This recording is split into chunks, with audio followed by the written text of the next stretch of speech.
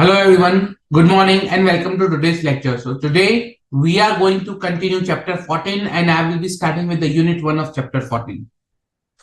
I hope every one of you have already read the unit 1 because it was very important to read in advance. Okay, so let's start the unit 1. Now in unit 2 we saw about the NBFC, correct? But in unit 1, we will see about banks. Okay. How audit of banks is done and what are some features with respect to the audit of banks. Number one. Number two, we will be seeing that when it comes to the banks, audit of banks. So what are the things, roles and responsibilities of the auditors, some special features and a lot of things that are there already. Okay. So based on that, we will see that how an audit of a bank is required to be done. Okay.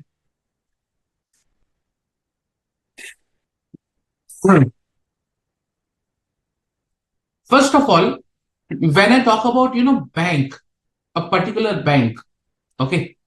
So in that case, it's not a single legal framework like NBFC I'm talking about. It totally depends upon the type of the bank, okay, the framework which will be applicable to it. The framework which will be applicable to it. For example, if it is a cooperative society, cooperative bank, then Cooperative Society Acts will be applicable. Banking Regulation Act will be applicable. A State Bank of India is applicable for its own. Okay, Companies Act, regional, if it's a RRB, then Regional Rural Banks Act. Okay, IT Act, PMLA, Prevention of Money Laundering, Surface E, Securitization and Reconstruction of Financial Asset, then CIRA, CIC regulations, Companies Regulation Act, Credit Information Companies Regulation Act, then Payment Settlement Act. A lot of acts are there which will be applicable to a bank. The more the acts are applicable, the more the requirement the auditor has to see. Reason because two things. These all acts, okay, or laws or statute, they govern the bank. Okay, as an auditor,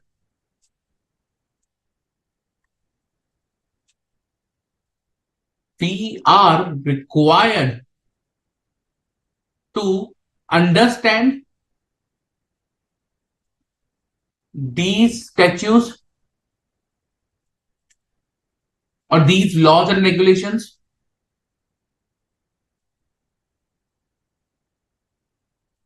and accordingly we need to decide how much they impact financial reporting. Plus, I have to consider SA 250 laws and compliance with laws and regulation in an audit of a financial statement. So whenever I will do audit, I have to, pay attention to SA 250 and by that way, I need to pay attention to all these regulations, rules, master directions. A lot of things are there.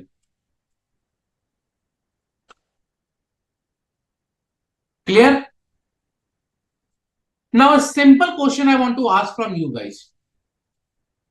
Okay. Let's say Companies Act 2013 is applicable to this particular, to a bank. Now, for our understanding purpose, for our sake of understanding, we will be covering, financial statement of 2-3 banks. So simultaneously, I will be explaining you the financial statement, annual report and everything. But let's assume we have a XYZ bank. Okay.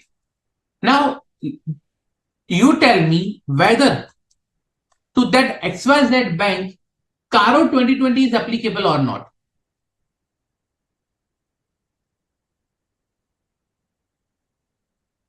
CARO 2020 is applicable or not.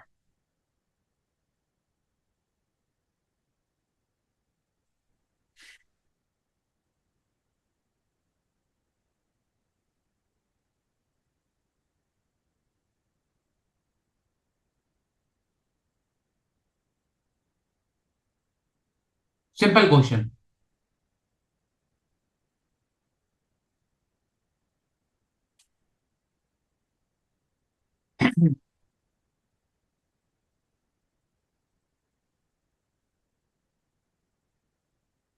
Come on, guys.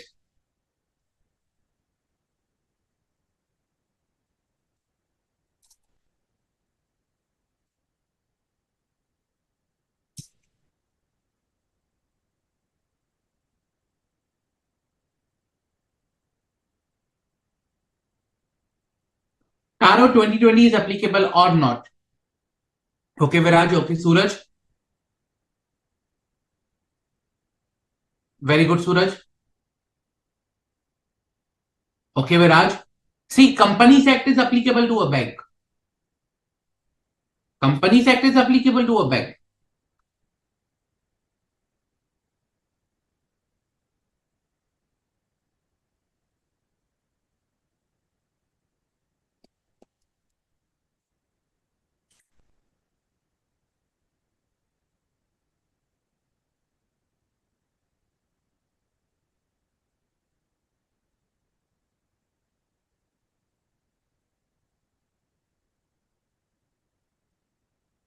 Come on, guys.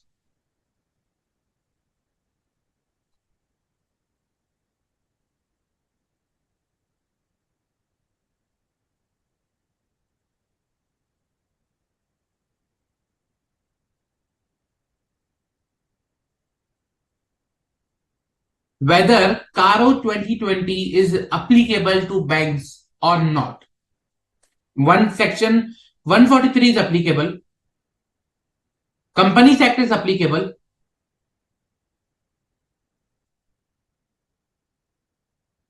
Yes or no?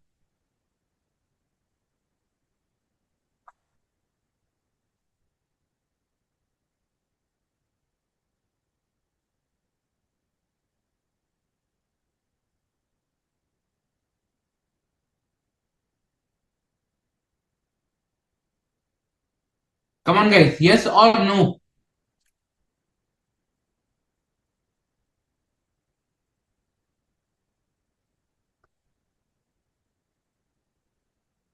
Okay. Good, Tanisha. Good, Mansha.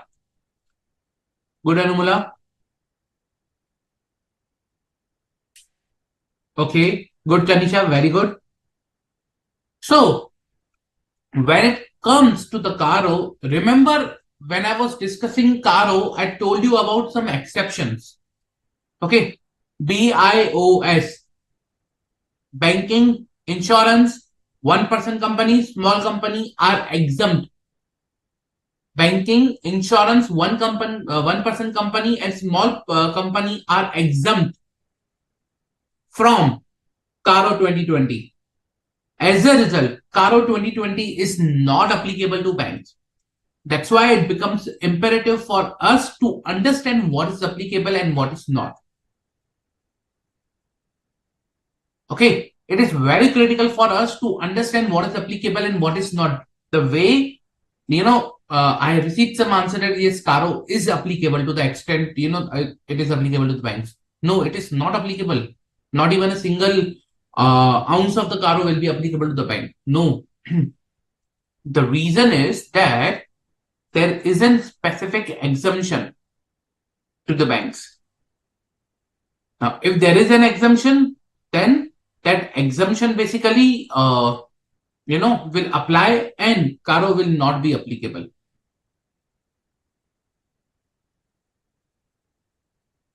So, we understood CARO is not applicable to the bank. Then how to identify what is applicable, what is not applicable? That's why we have to go to each and every act. We have to learn, we have to, understand, okay, what are these laws and regulations and how they impact not only the auditing of the bank, but also the financial reporting part.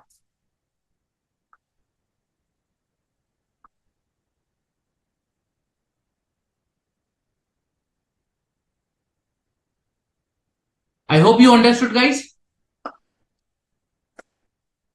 Okay. Now, with respect to financial reporting of a bank. Okay, with respect to financial reporting of a bank. So, can anyone tell me from where, okay, we are required to pick up the financial reporting framework? So, let's say, for example, for companies, we have Schedule 3. So, I'll ask you the direct question. Is Schedule 3 applicable to banks also? Is Schedule 3 applicable to banks? What do you think? Is Schedule 3 applicable to banks? Yes or no?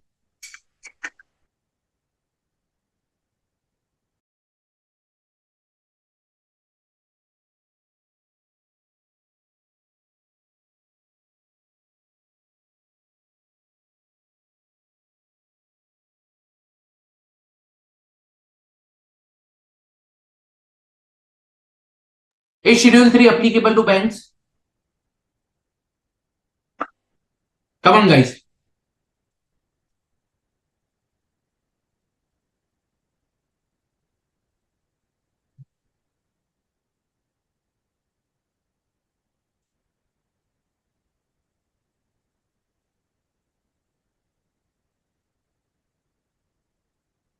Anumula, I have received all your questions, 6 questions. Don't worry. I'll take it up as and when I'll receive the time. But I have received all your questions.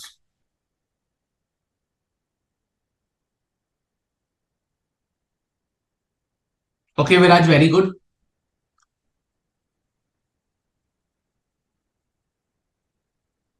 Come on, guys. Is Schedule 3 applicable to the bank? Because I told you that, Companies Act is applicable to the bank.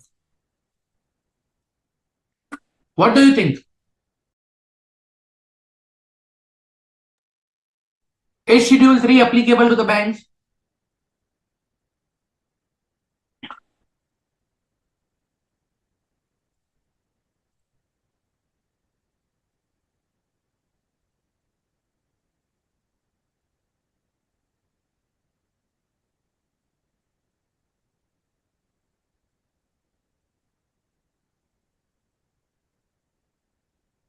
Come on, quickly, guys.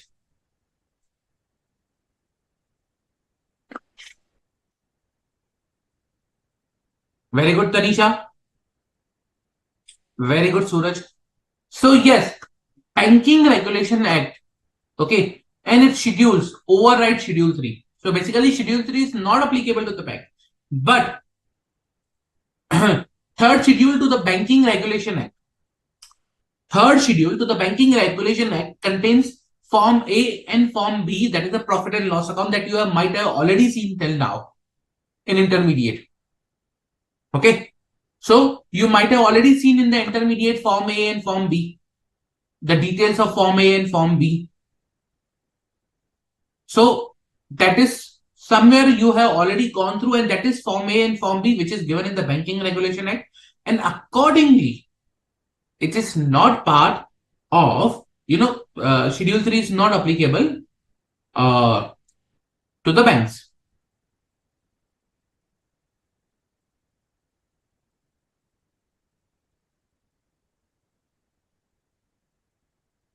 Clear?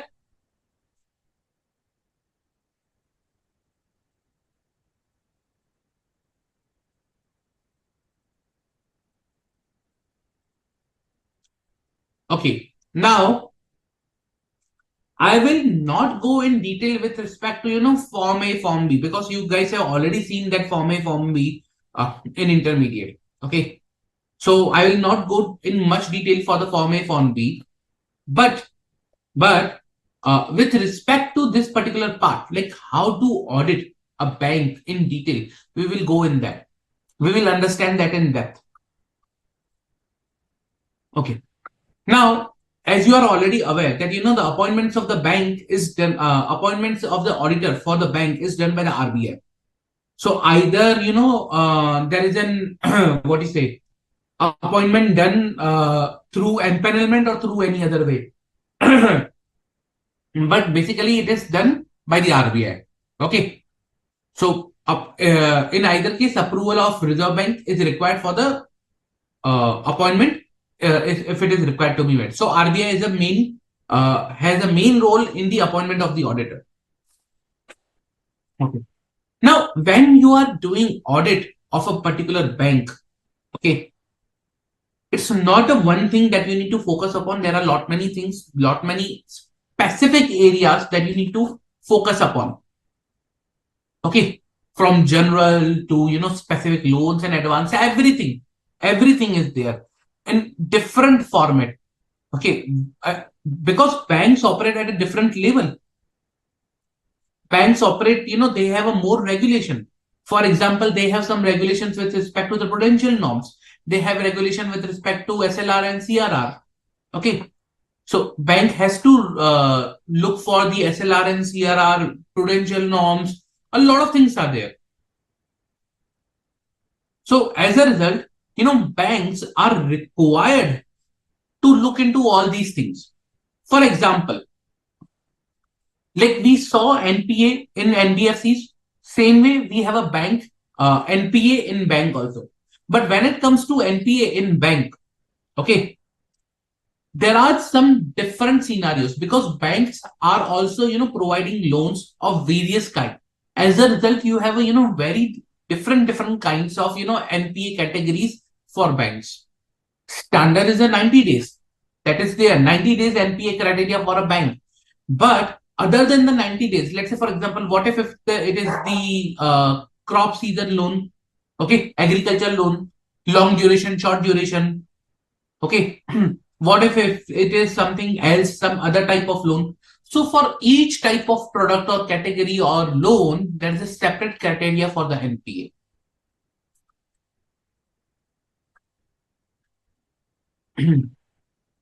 Now, for example, policy of income. Okay, so income to be recognized.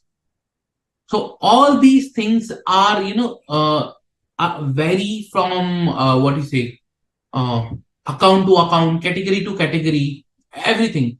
Plus, banks have Basel III capital regulation norms applicable to them. So they have to maintain certain level of capital, and we'll try to understand, Basel III norms to some extent it is possible over here. So, auditors are required to see Basel III compliance also. Not only that, this is one or two circular I'm talking about. It is not the only circulars which are applicable. So circulars with respect to guarantees and co-acceptance, circular with respect to the housing finance companies. Okay. Then there is a circular with respect to the bank finance to the NBFCs. So where bank is financing to the NBFC and NBFC is a customer.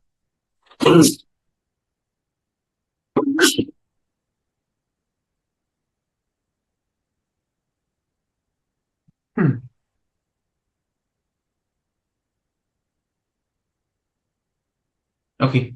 Then there are different norms, like for example, willful defaulter, master circular on the willful defaulter. Like, okay, who is a willful defaulter? What is the category of the willful defaulter? And more detail on that. Then you have, with respect to reporting part. So there are lot many notifications, lot many circulars issued by RBI itself, which are applicable. Okay, to banks. For example, 2 days before, like no, yesterday only. So RBI issued a circular on the streamlining of internal compliance and monetary function by use of information technology for banks. Okay. So detailed circular was notification was issued. Plus, there was one more notification issued by the RBI. Okay, with respect to one of the bank where they actually, which actually impacted functioning of one of the bank because they charged some penalties. So that was one of the circular which was issued yesterday. So there are lot many things which happens on day in case of a bank. And they might impact, okay, they might impact hugely to particular bank. For example, there is a, master direction on KYC. Banks have to follow. There's a master direction on transfer of loan exposures from one bank to another. Master directions on minimum capital requirement for operational risks, master direction on outsourcing IT services in a bank. Not a single thing is there, but you name the area, you already have, uh, you know, detailed guidance available or master directions available. Now, there was a master direction which was updated in October 25 only, 25th October, with respect to what you say, uh, financial statement presentation and disclosure. So some items, like there was a small addition or small updation to that, not a major one, but yes, that has been brought into with small changes.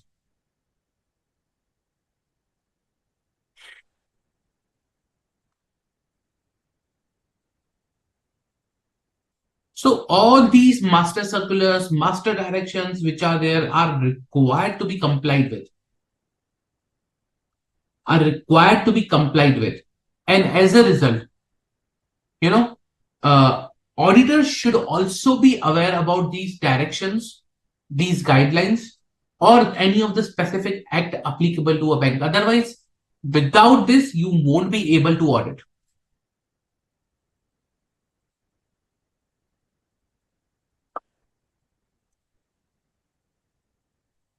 Let's talk about CRR and SLR for some time. Okay.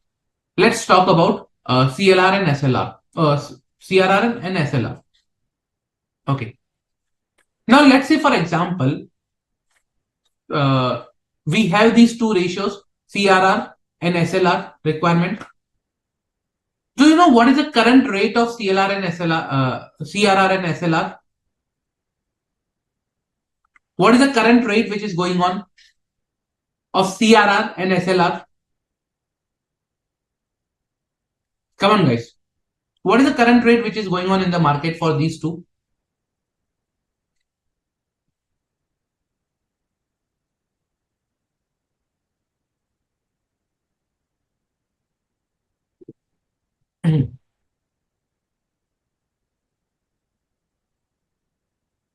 What is the current rate which is going on in market for these two?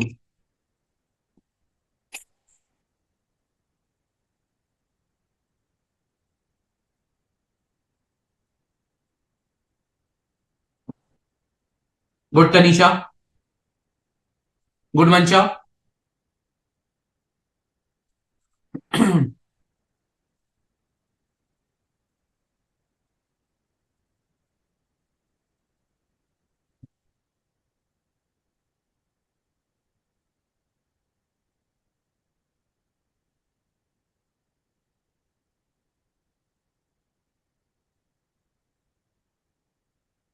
Come on, guys.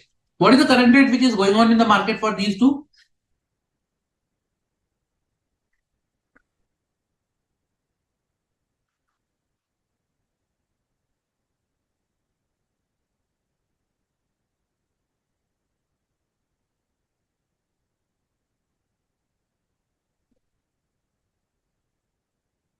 Correct, Anumula. Correct, Viraj. Yes. So the current rate which is going on in the market is 4.5 and 18. Okay.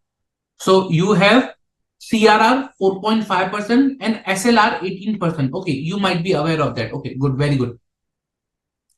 Do you know how to calculate these? Or what is the formula of calculation of CRR and SLR? And from where these requirements come?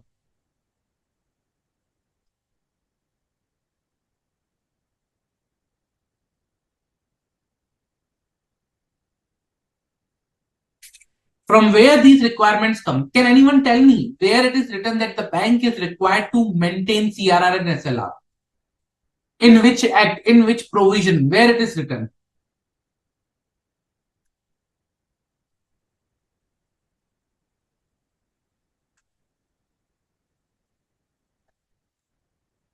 Come on, guys.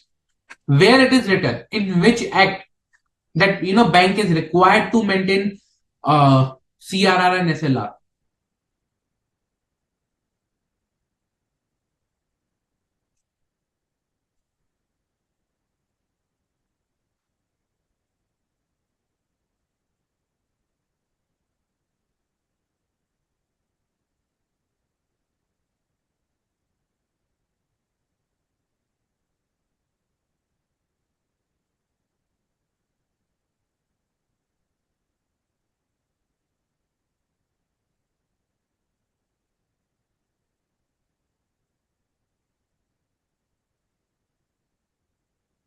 Okay, good Suraj, good Anumula.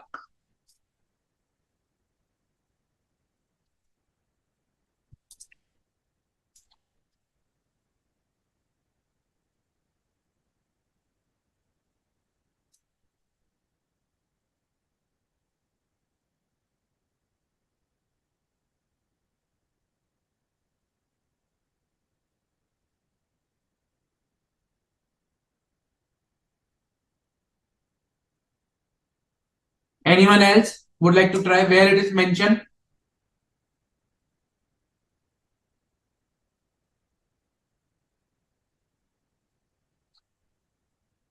Okay, Viraj. Okay, Viraj. Okay, Mancha.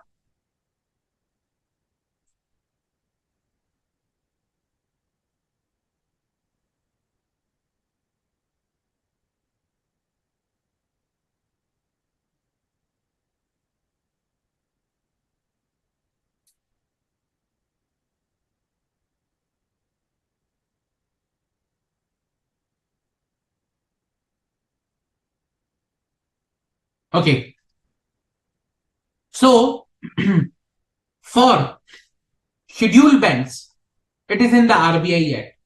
Okay, for scheduled banks, it's in the RBI Act. So let's go to the CLR and SLR and understand a bit.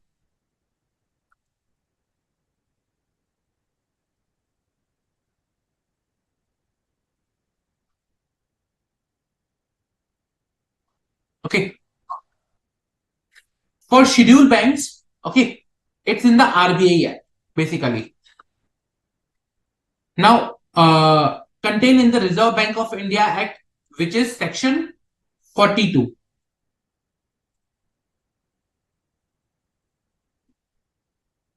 of the RBI Act, okay, which talks about maintaining cash reserve, of scheduled banks with RBI. And when I talk about other commercial banks, it's section 18, okay, section 18 of Banking Regulation Act. For other banks, it is section 18 of Banking Regulation Act. Again, both of the sections specify how to calculate CRR or SLR. Okay, CRR talks about maintaining cash reserve, SLR talks about maintaining liquid assets, liquidity with the bank. Okay, and they prescribe how to calculate CRR and SLR.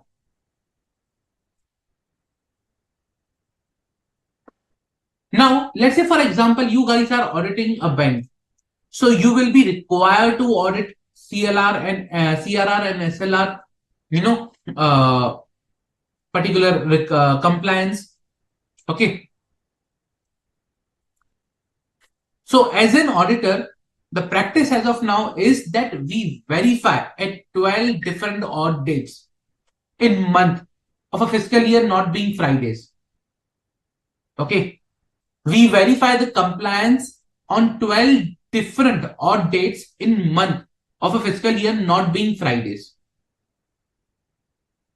Okay, whether the requirement of CRR or SLR has been met or not.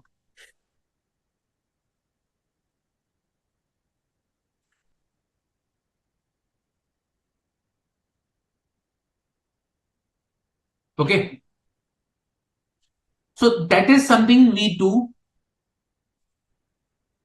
Plus, we verify that it should not be a Friday. Okay, it should be a normal day. Okay, and it should be 12 odd days in a month where we verify this particular compliance, the ratio.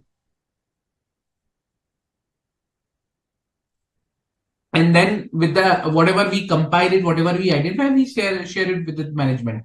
Okay, top management of the bank.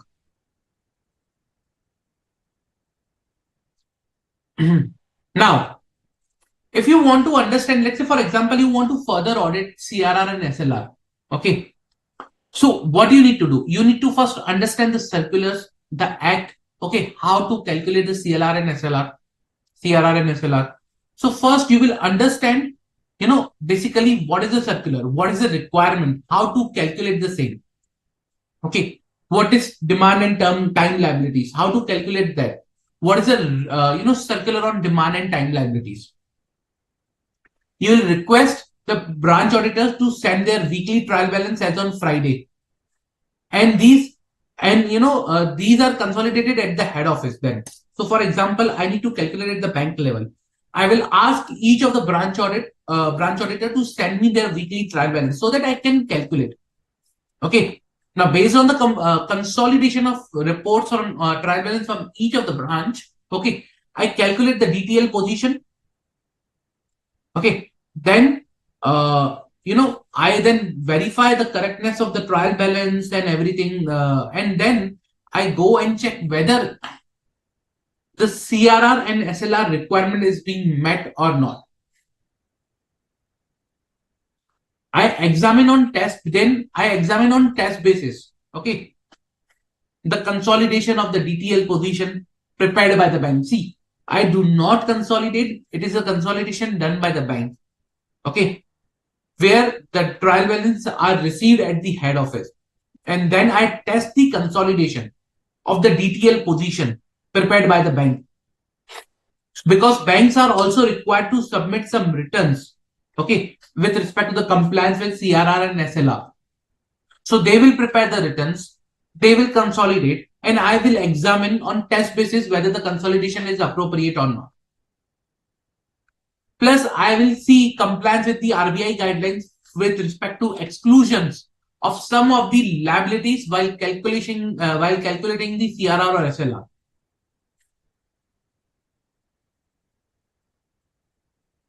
Okay.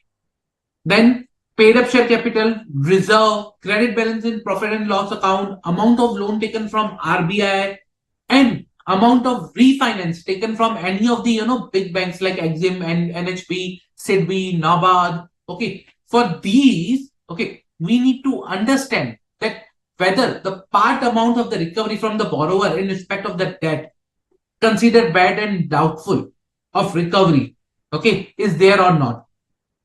Number two, amount received in the Indian currency against import bill and held in sundry deposit pending capital receipts due to the final capital receipt of final rates is there or not against these amount of any refinance taken or not. Okay, unadjusted deposit balances, okay, lying in link branches, okay, then margin held and kept in sundry deposit or funded facilities.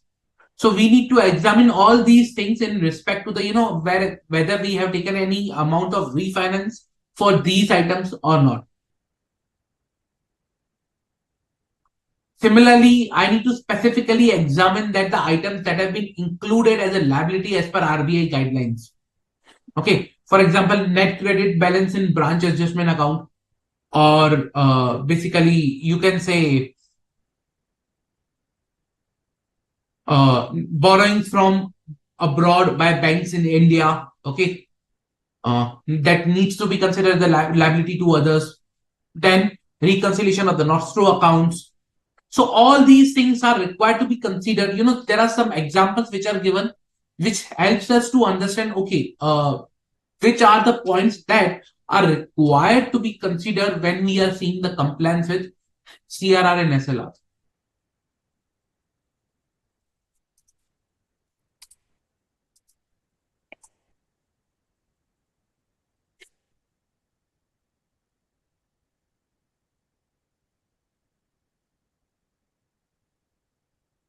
Plus, if you want further guidance to with respect to any of the area, if you have any doubt, institute has came up with a guidance note on auditing of banks.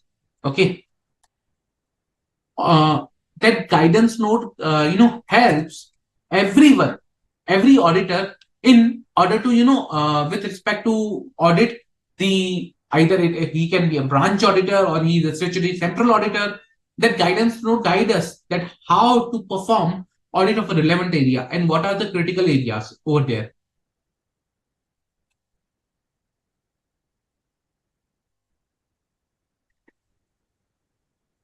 Okay, so Again, as I told you, not only this, there are circulars also. Master circular issued, okay, in July 2021, SLR directions 2021, which are applicable and they are required to be referred. Okay, so a lot of requirements are already there which are required to be fulfilled when performing a single or particular area. You need to see area wise. This was just an example. CRR and SLR is just an example I'm showing you. And it's, very, very important to understand, okay, what rules and regulations are applicable to a particular area. Clear? Any doubt till now? Any doubt?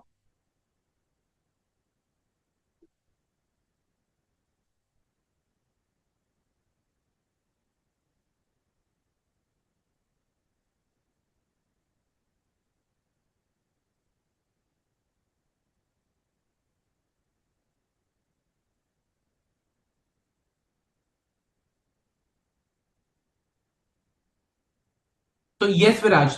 Uh, Actually, it's a percentage of net demand and time liabilities, but there are a lot many things which are excluded and included, and we need to see all these things in order to calculate.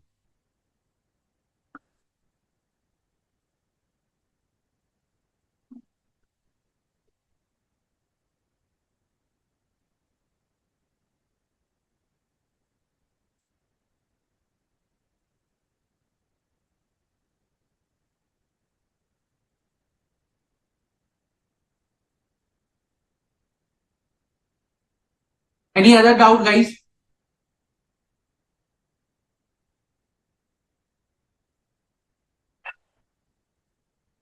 Yes. So there is one doubt with respect to the Friday one. Okay. Now, why? Reason because any which ways banks are required to submit returns on the Fridays. They have to maintain the compliance and they have to report to the RBI.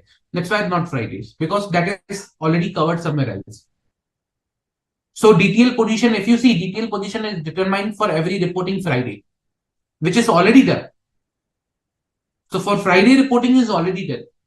So that's why when you test, you take other than Fridays, nothing else. There is no other logic for this one.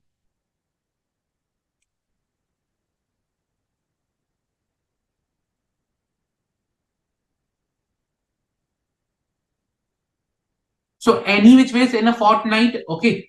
So second preceding fortnight in such a form, so last Friday of a second preceding fortnight. So on that particular day, banks perform this exercise. They verify the compliance, and on the basis of that, they report to the RBI in a particular format. Okay. So these are known as a reporting Fridays, basically, where the bank prepares detailed report and they have to report to the RBI. And over there, I'm sure, already you have, when you will verify the different returns, that will be covered. Those Fridays will be covered. That's why in other tests, or if you are doing testing over and above that, other than the return areas, we take odd dates which are not Friday.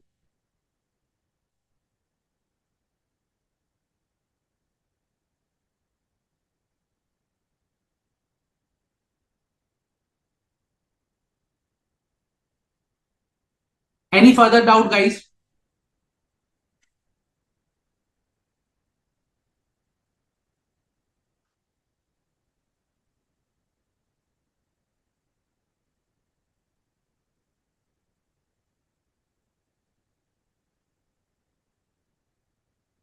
Plus, there is a circular basically issued by RBI. Like, I told you the logic. Plus, there is a circular issued by RBI which requires, you know, uh, statutory central auditors to issue a certificate regarding the, compliance, bank's compliance with the SLR and CRR guidelines on 12 odd dates, which do not fall on reporting Friday. Because for the reporting Friday, things are already going with the RBI.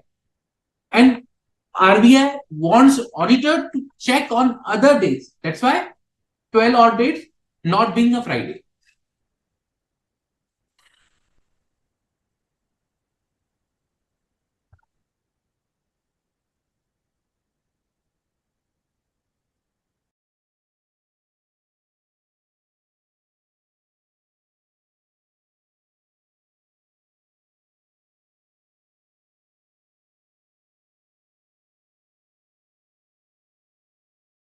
Doubt, guys?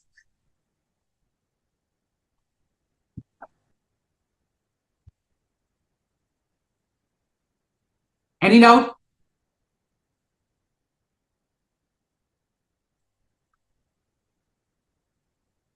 So see, it's not clear, straightforward. I'll say, okay, do these five things and done with the audit. No. In case of a bank, there are multiple things that you need to, look for.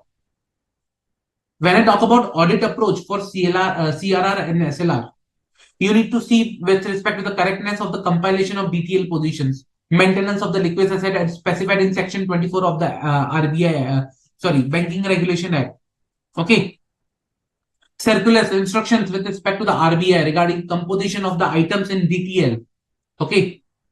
Then he may like in banks, what happens is you might not have access to all the circulars because some circulars are out, some circulars are only issued to the bank. Then how will you see the compliance with respect to the circulars which are already only issued to the bank? In that case, you need to ask copy of all the circulars which are issued to the respective commercial bank or scheduled bank by the Reserve Bank of India. Okay, that okay, give me a copy of all those circulars. Once you will receive the circulars, you need to see the compliance with that.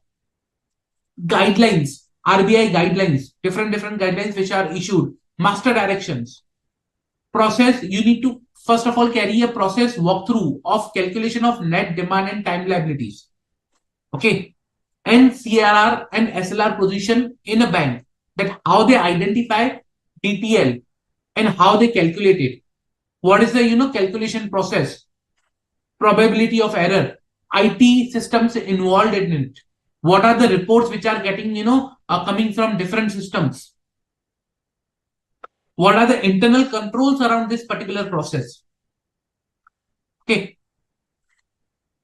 If you want to pick up 12 odd dates, then you need to first of all, ask the relevant data from the bank for these 12 odd dates. For DTL, consolidation happens. Then you need to test the consolidation, whether the consolidation is done appropriately or not. Controls around the consolidation, substantive testing. Okay. Then, if let's say, for example, there is a core banking system in every bank as of most of the bank as of now, how the data comes from that CBS core banking system. Okay. Which may not warrant, like testing of DTL, which is being generated from that. That you need to understand. Okay, with respect to what you say, bank to bank. What is the bank? Requirement of bank. I need to exclude some liabilities when I'm calculating DTL. I need to exclude, as I told you, paid up reserve capital, credit balance in P&L, bill discounted by bank with eligible finance institution as approved by RBI, net income tax provision, amount received from DICGC, amount received from ECGC, amount received from court receiver, amount received from insurance companies, unrealized gain and losses. Okay. So if there is any amount lying in the banker's acceptance facility, a lot of things are there which are required to be excluded. Same, there are some things which are required to be included while calculation of the DTL. So all these things you need to understand. These things you need to identify. Plus, banks already file Form A, okay, or Form 8. Form A for CRR and Form 8 for SLR.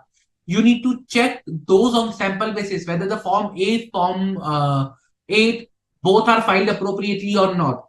So a lot of things are there.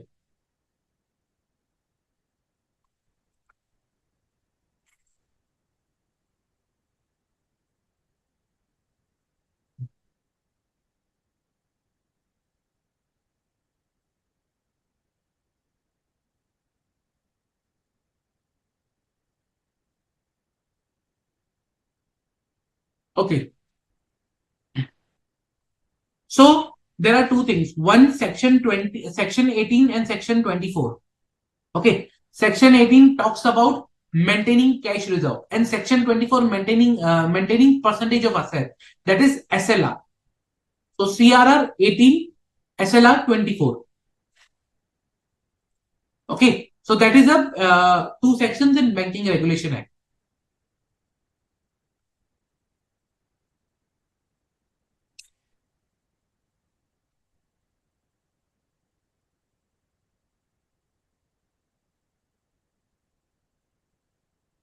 Yes, Mancha, absolutely correct.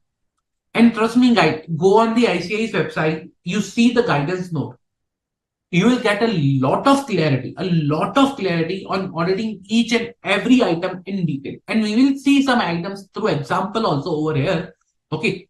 But trust me, that will give you another level of clarity.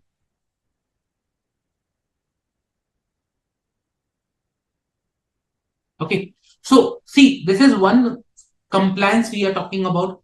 Same way we will be talking about, verification of assets. Okay. Now, asset could be cash, investment, how to, verify, let's say cash, investment, advances.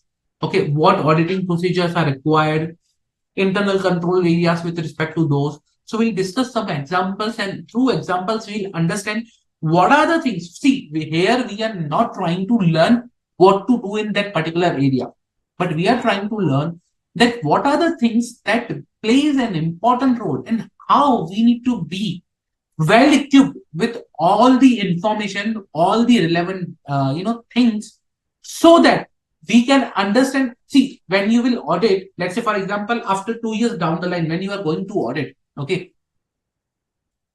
at that particular point in time, there might be some different master circular, there might be some different guidelines, notification, amendment in the act. So we should be aware what all things are applicable to a particular bank, to a particular area, and accordingly we should be prepared to identify those things and to gather the required understanding and then audit.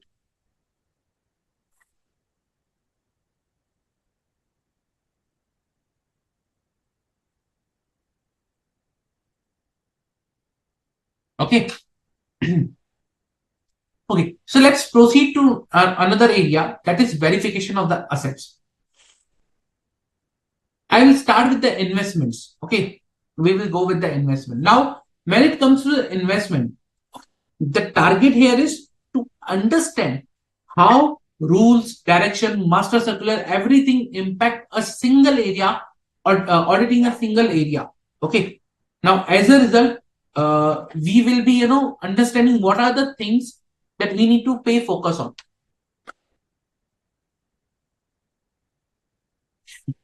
Okay. Now, when I talk about investment, basically, okay, when as an auditor you are auditing the investment, you need to ensure two things. Like again, it's an risk-based audit. We have to focus on the assertions. Without assertions, you cannot audit. Okay. So when it comes to auditing investment, you pay focus on existence, ownership, and valuation. Means existence. Okay. Ownership is a kind of part of your existence only, and valuation. Okay. Plus, sometimes I have to focus upon completeness and presentation disclosure also. So based on that, I need to focus, okay, for what purpose I'm auditing and what is the scenario where, like what assertions I'm targeting over here. Okay. So when I talk about investment, okay, as I told you, I will pay focus on assertions. Now, let's say, for example, existence assertion. In order to, look for the existence of the investments, I have to do something, some activities, some testing. And what are those testing that we will understand through kind of, what do you say, an approach which will help you to, understand any area, not only investment, understand any area. Okay. Before I proceed, let's say, for example, I want to test investment in a normal company. Remove the bank as of now. Remove the bank as of now. I want to test investment in the normal company. I'm talking about normal company. So what you would do to test the existence of the investment in normal company?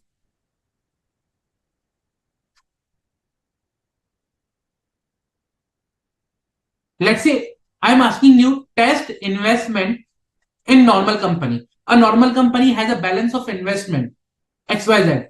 You want to test that. How will you test?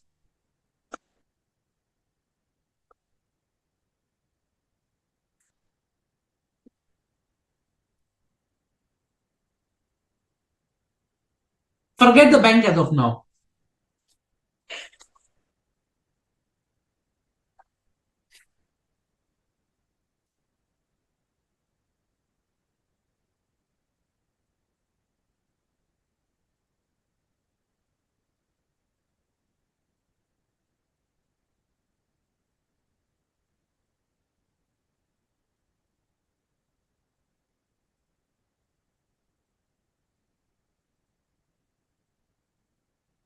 Forget bank as of now. Just talk about investments in a normal company. How will you audit that?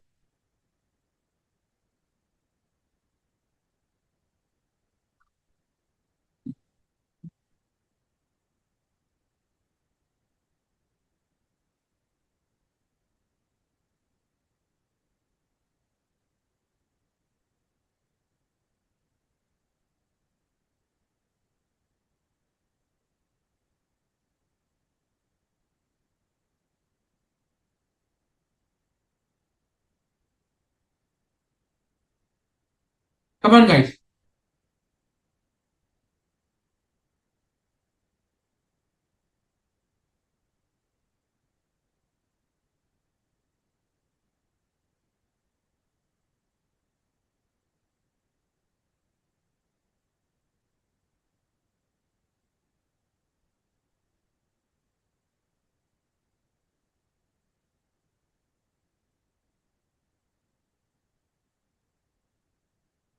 Document, evidence, minutes, correct one shot. Verify shared certificate, okay, Venata. Investment amount debited from account, agreement, contract between the two companies. Yes, Mohammed. Receipts of the investment certificate, FD, mutual funds, etc. Correct, Viraj. I'm talking about existence. Okay, existence of the investment. See, whenever we are auditing, we focused on two things. Number one, whenever you are auditing an asset, okay, you focus on the closing balance of the asset, and accordingly you go and check the closing balance. Okay, correct. Accordingly, you go and check the closing balance. What is the closing balance, and then you try to do, let's say, existence. Then you will try to take evidence which will give you comfort on the existence of that particular investment, closing balance of investment. Same way, when I talk about in bank also, the logic remains same. Logic is same. For example, I'll just show you examination of documents. Okay, and physical verification. I'll show you both. Number one, verify scripts in investment script physically at the close of business on the date of balance sheet. So at the closing of financial year, because balance sheet, I'll see the numbers, closing numbers. Okay, and whatever closing number is there, I'll verify the scripts. The way you just now told me that I will be verifying the scripts, investment certificate, verify share certificate, documents. Same. I verify the investment scripts physically at the closing date. Okay. Now let's say if the investment is with the RBI or any other, third party. Okay. Then in that case, I will be verifying the statement of holding on balance sheet date. So generally in normal cases, when you have an investment with, okay, let's say for example, you have shares in Zerodha of a company, or any, depository participant is there. Okay. Or any bank is there. Okay. Stockbroker. You will ask the closing statement. Okay. What are the shares with that particular, of that particular customer with the stockbroker or depository participant, whatever it may be. Okay. Based on the closing statement, you verify what is the closing balance of the shares, statement of holdings,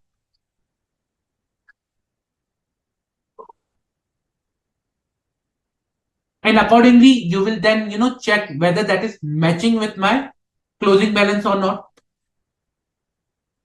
You might obtain independent balance confirmation from that particular stockbroker, depository participant, bank, or whatever it is. Okay. Then you might what you do is you might go and verify some more details with respect to the investment health. For example, you may do inspection of the documents.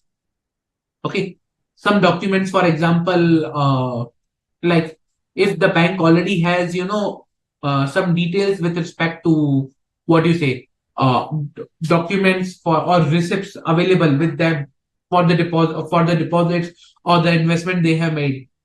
They are known as the bank receipt issued by other banks. Okay. So you will verify that the bank receipts issued by other bank on hand. Okay. You will have the date of expiry of the investment, like when investment will get matured, or it will paid back to the bank with some amount and everything. All those details will be there. Okay, with the name of nominees and everything. So once you will verify the document, and in the same way, the way you do investment verification in a company, but bit tweaked, but you will also verify existence, physical existence of the inventory or investment in the bank. Clear? That's why I'm saying the logic will remain same. Only the thing will change is a bit different flavor of the bank audit will come in picture.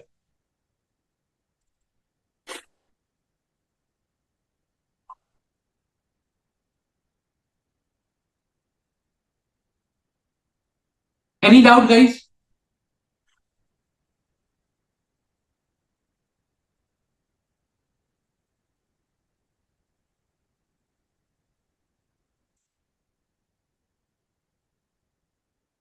Then we will see different. Now that was one of the part that it was the existence. Now what you will do with respect to the valuation? Yes, Tanisha, very good. Yes, like we take comfort on the assertions like existence, valuation, right and obligation, completeness, presentation, disclosure, accuracy. Okay, same way we had to take comfort in case of bank audit also because it's a risk based audit.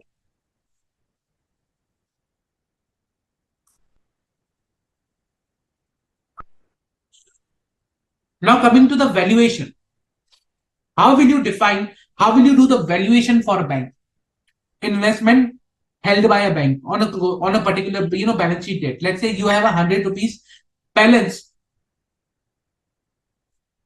okay, of investment, 100 rupees in your balance sheet as an investment. How will you check valuation of that? Come on, guys. Valuation of investment.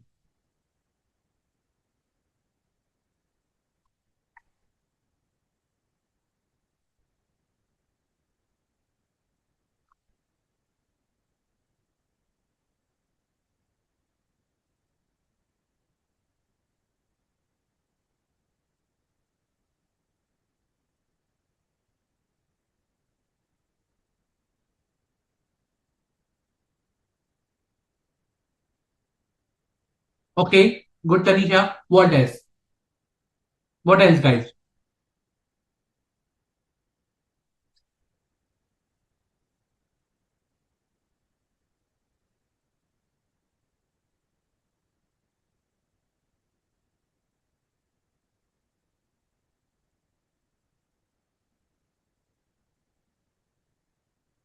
Come on, guys.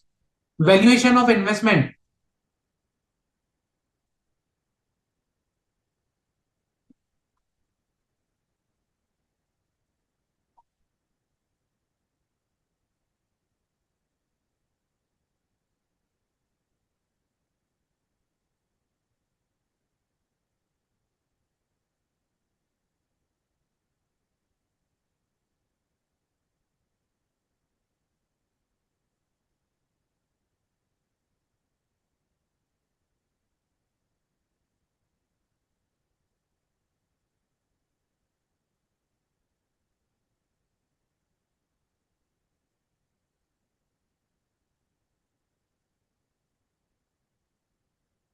Come on, guys.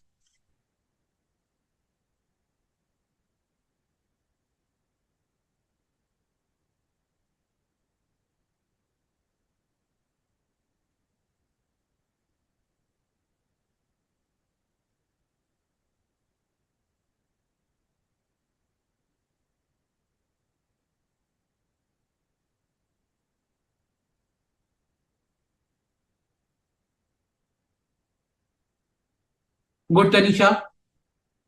Yes, Anumula.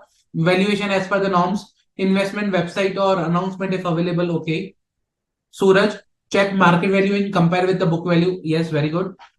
Venkata, observe market prices. Yes. Tanisha, appropriate provision made on the required as by the rules and regulations of the relevant act. Okay, very good. Mansha, method of accounting. Which method they follow? Okay, this point. Method of accounting. Okay.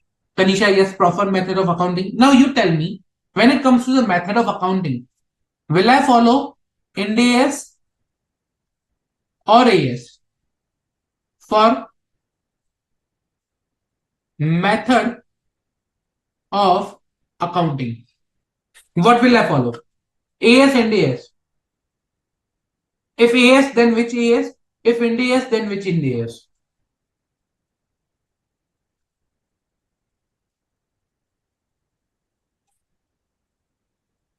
AS and AS, guys.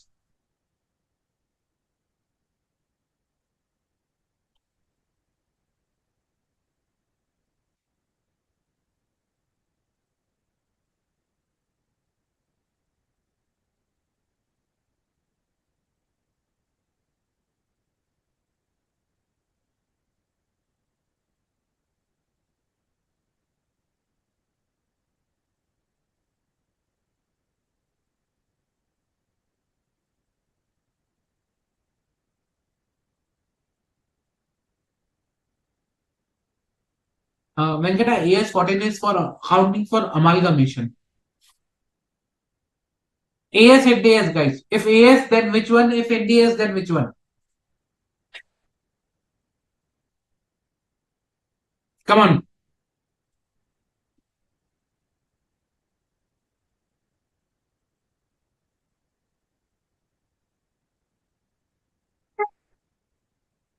Come on, guys, quickly.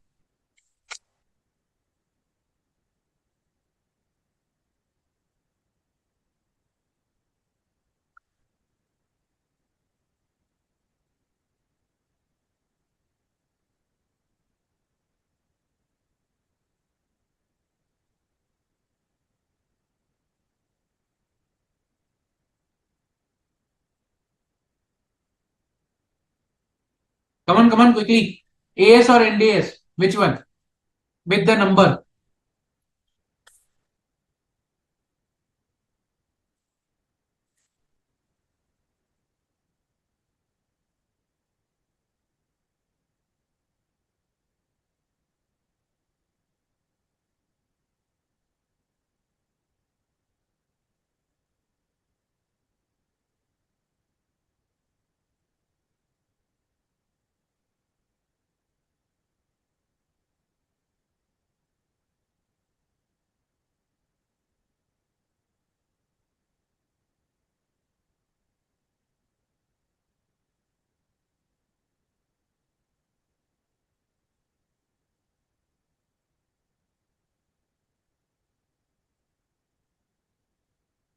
Okay. AS. So some are saying AS 19, some are Ind AS 19, some are saying AS 13. Okay. Let's say some people are saying AS 13, some are saying Ind AS 19, Ind AS 19. Okay. Basically, that you are referring to Ind AS 19 is employee benefits. I'm not sure. Ind AS 19 will be the appropriate one. Employee benefits. No.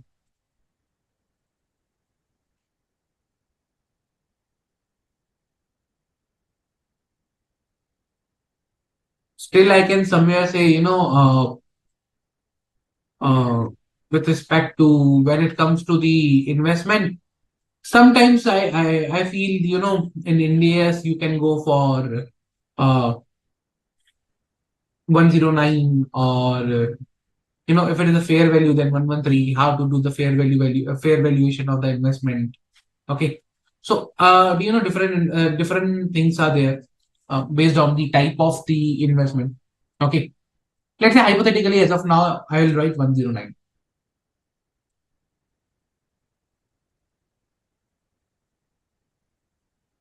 Okay. India is 40. Some are saying India is 40. Okay. Investment property, yes.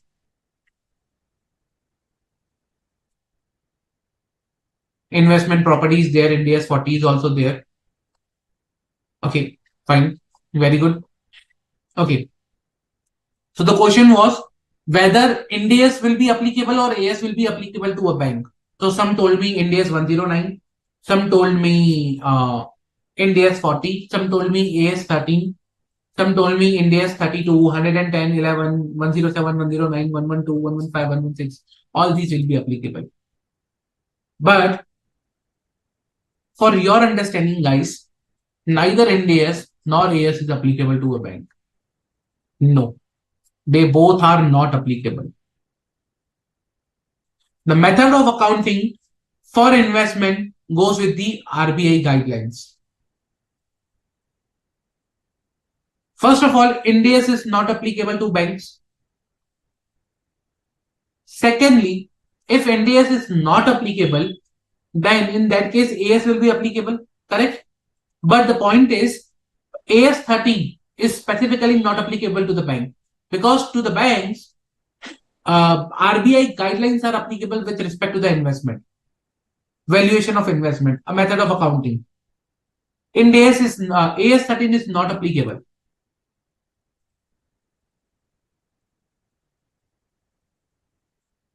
So AS 13, accounting for investment, doesn't apply to banks.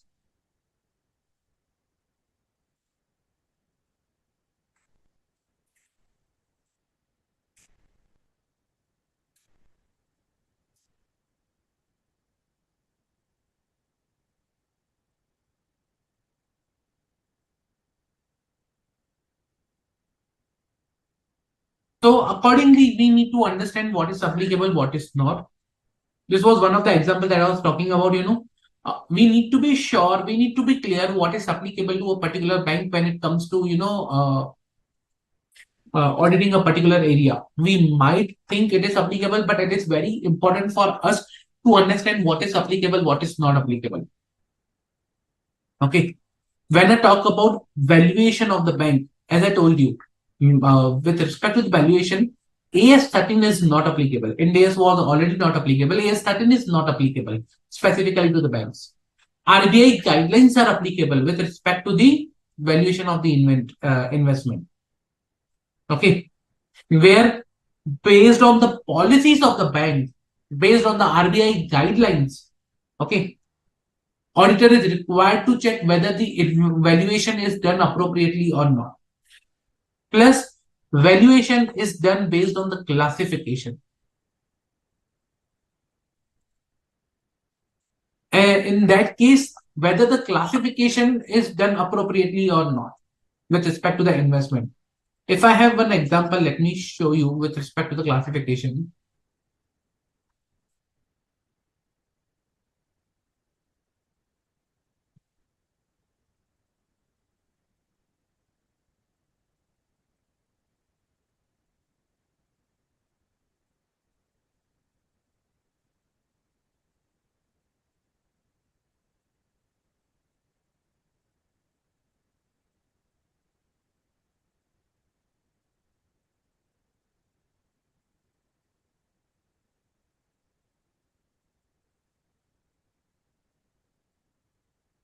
See, this is one of the bank's accounting policy with respect to the investment.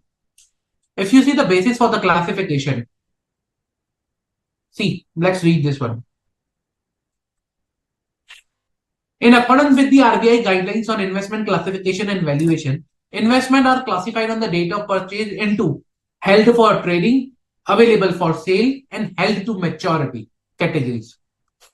Subsequent shifting amongst the categories is done in accordance with the RBI guidelines at the lower of the cost acquisition or carrying value and the market value on the date of the transfer, and any depreciation, if any, on such transfer is fully approved, provided. Okay.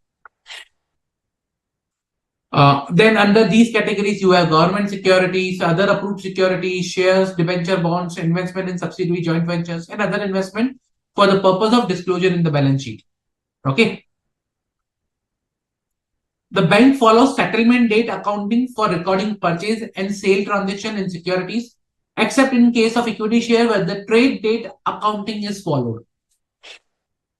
Okay. Where the trade date accounting is followed. The investment are principally held for resale within the 90 days from the date of purchase are classified as a HFT, which is held for trading. Resale within 90 days. Okay. HFC securities which remain unsold for a period of 90 days are reclassed as a AFS securities available for sale as on that date. Investment which bank intends to hold till maturity are classified as a HTM. Again, these are classified under various categories. Then you have a cost of acquisition, disposal of the investment, short sale, provisioning as per the NPA. Okay. So everything is there in the bank's policy. First of all, you need to see the bank's policy. Then you need to see the RBI guidelines with respect to that. And on the basis of that, you would be able to, identify what is the appropriate valuation method for the bank investment. Okay. For example, in determining the market value of debt securities under the category of held for trading or available for sale, interest accrued up to the balance sheet date is required to be reduced from the market price if market price includes the accrued interest. Okay, to avoid double counting.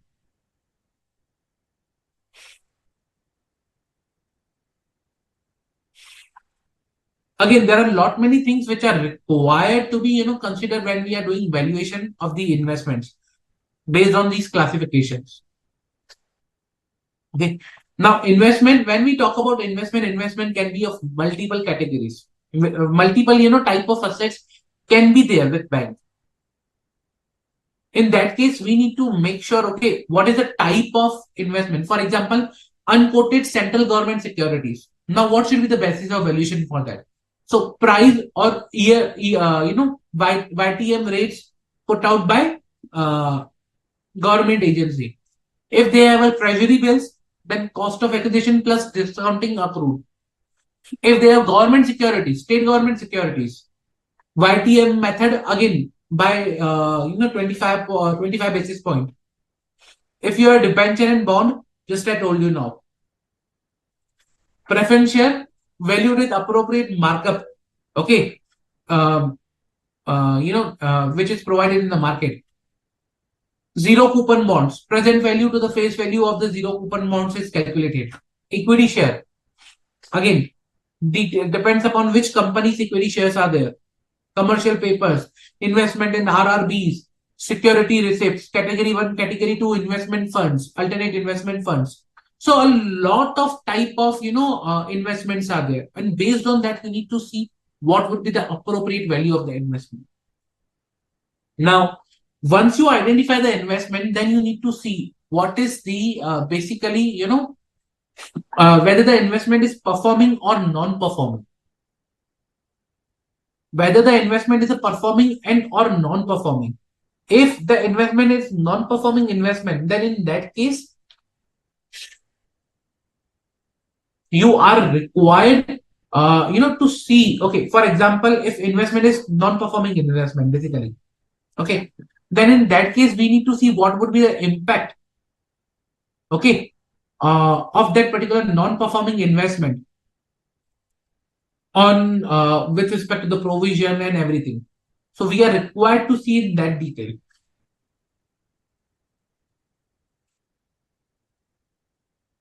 If I just show you one, if I have just a minute.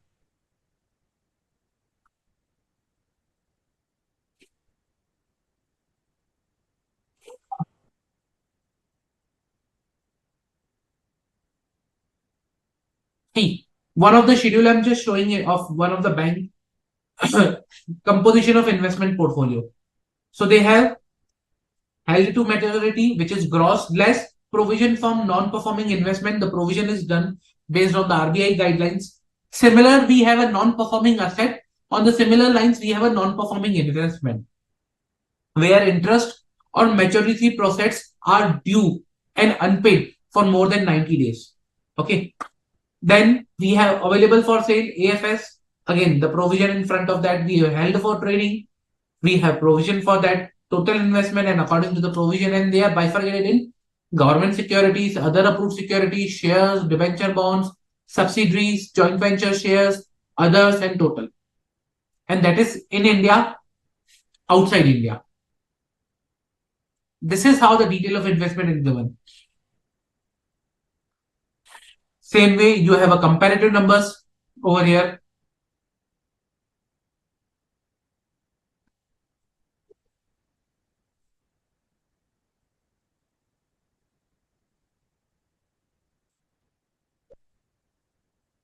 So all these things are required to be taken care when you are, auditing an investment.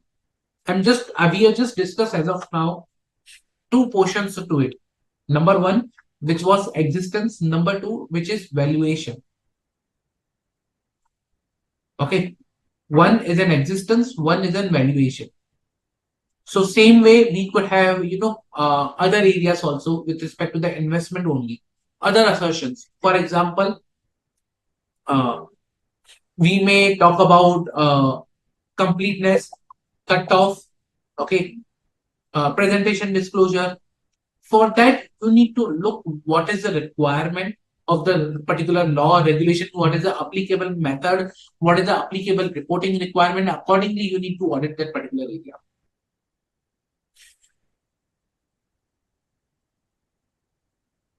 Clear?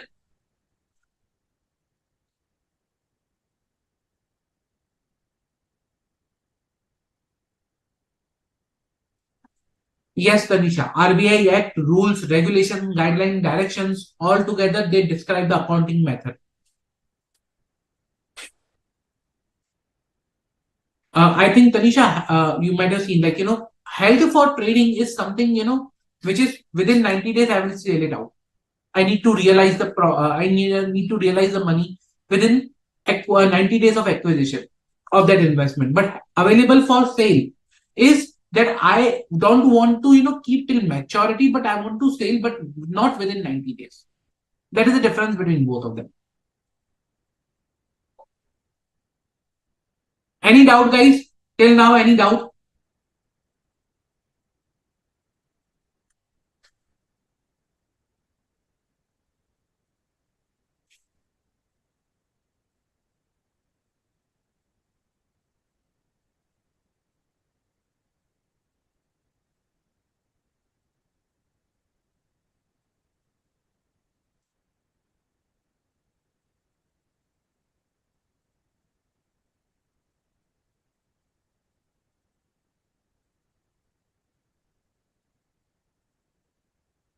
Any doubt?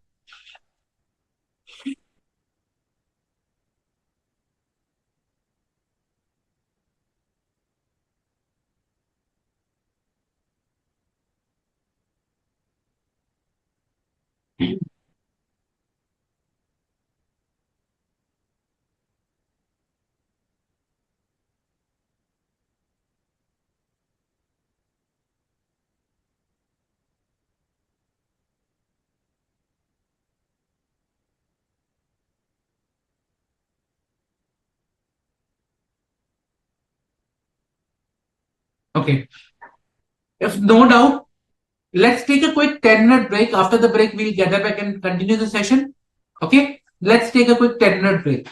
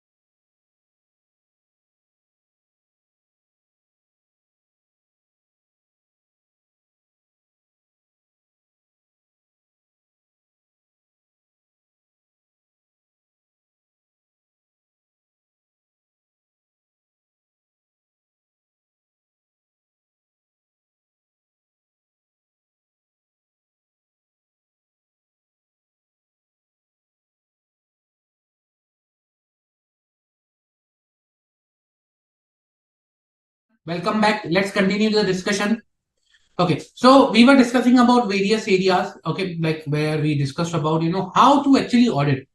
So here we are learning how to audit a particular area in a bank, okay, special features kind of.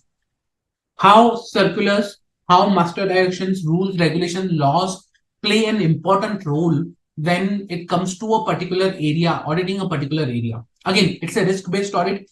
We go with risk-based only. Okay.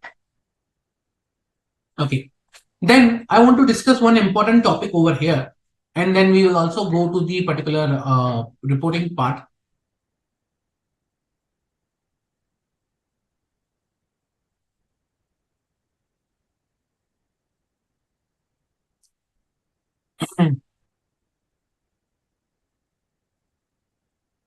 Okay.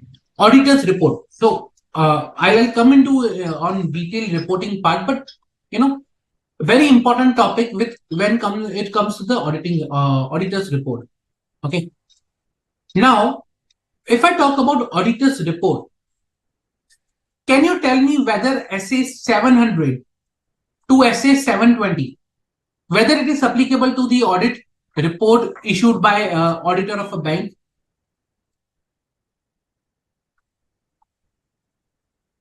SA 700 to 720, whether it is applicable or not to a bank, auditor of a bank when he is issuing audit report.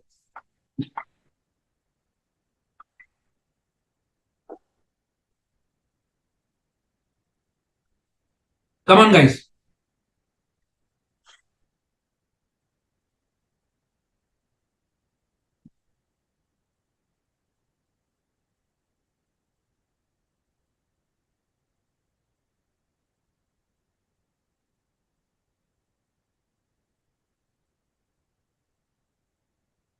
Whether SA 700 to 720 is applicable in case of audit of a bank.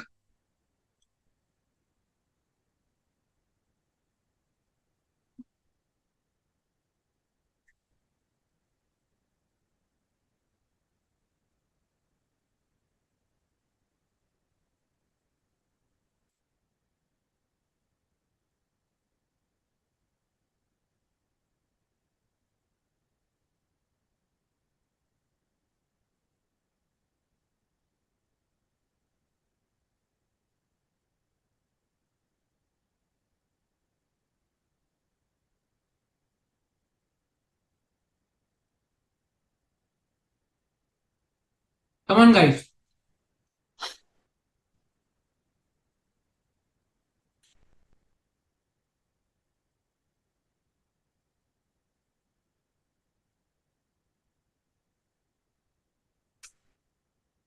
Okay, Venkata.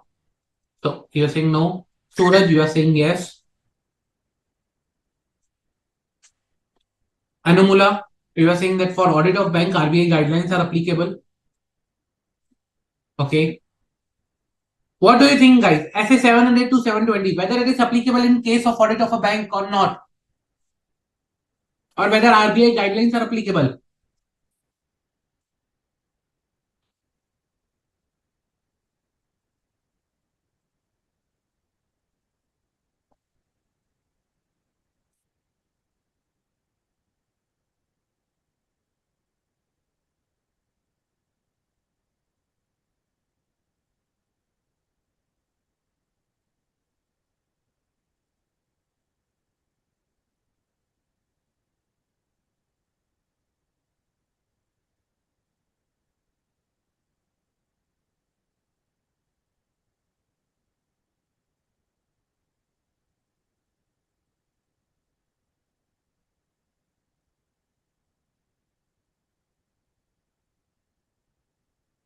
Anyone?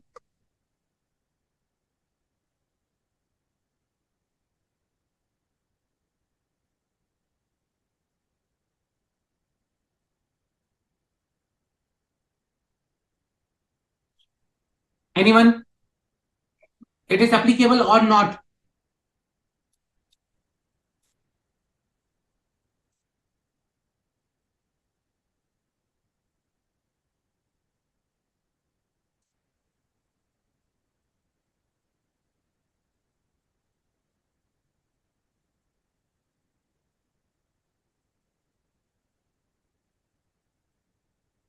Tanisha, so you're saying in case of bank audit, auditor has to submit LFAR, so SAR not applicable. Okay.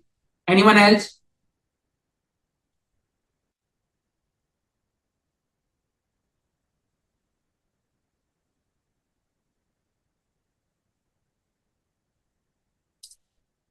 What do you think? It is applicable or not?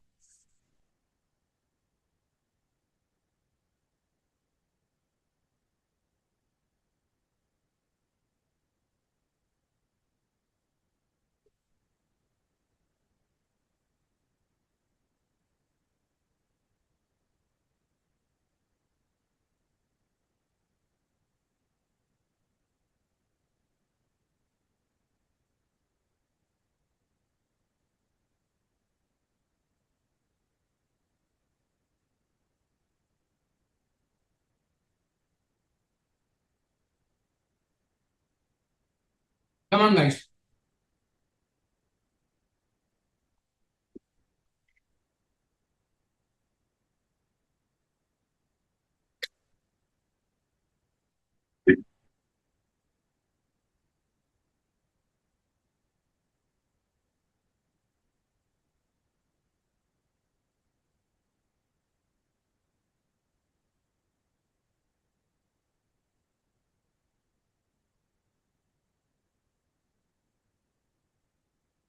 Okay, not applicable. ICAI guidelines are applicable. Okay. So those who are saying SA 700 to 720 are applicable, okay, are correct. Are correct. SA 700 to 720 are applicable. There is no exemption in that. Okay, SA is not applicable. SA 700 to 720 are applicable. Now the question comes is if SA 700 to 720 is applicable, I'll show you. I'll try to show you LFAR format of long form audit report.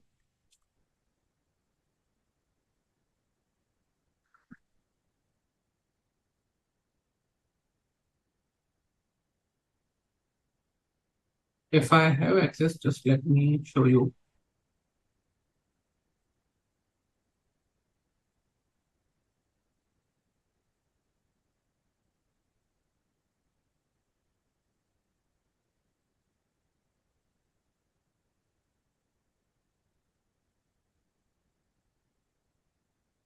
Just a minute.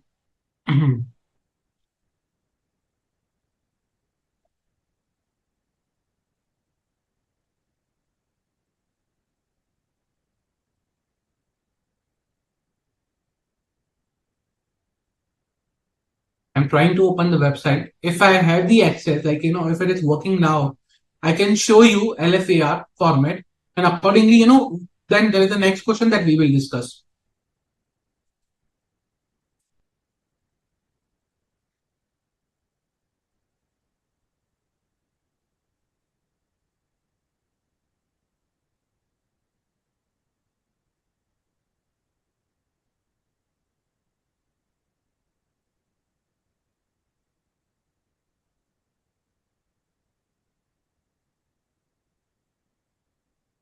Basically, nowadays, what happens is all these reports are submitted online through a portal. Okay. Generally, you don't have a hard copy submission. But again, the format which is given on the RBI website is this one.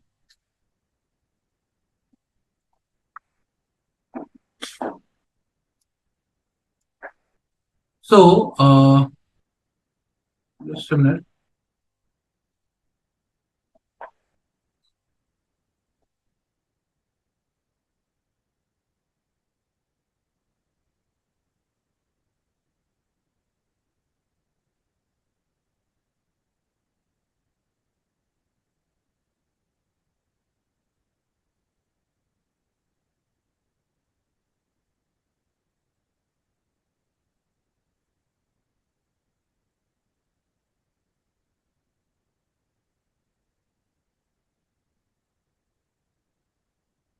This is an old format because there are lot many changes to this one as I remember. Okay, let me show you the correct one. Just a minute. Let me open the correct one so that you guys can have an understanding of this particular form. Okay, and then we'll discuss one important part with respect to the long form audit report also.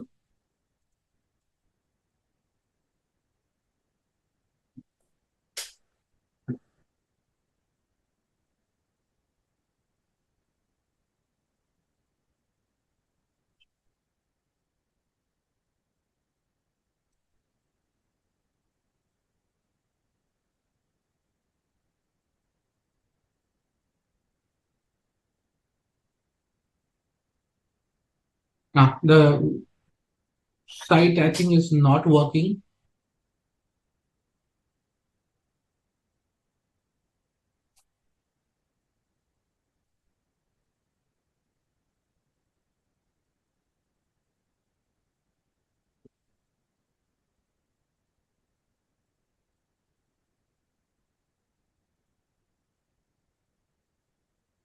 Okay, the site is not working.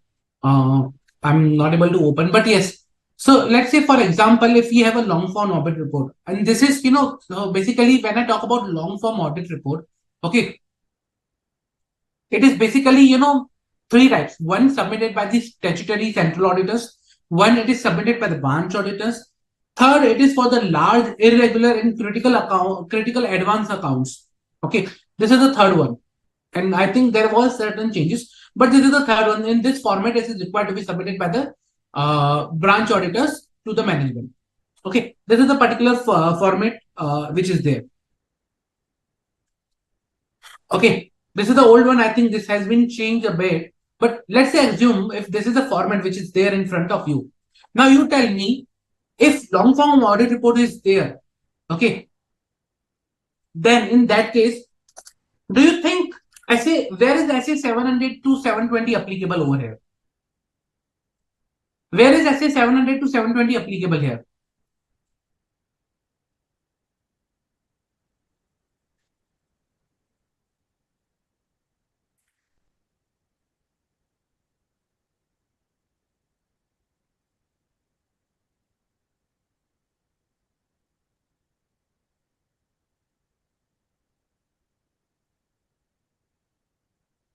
Come on, guys.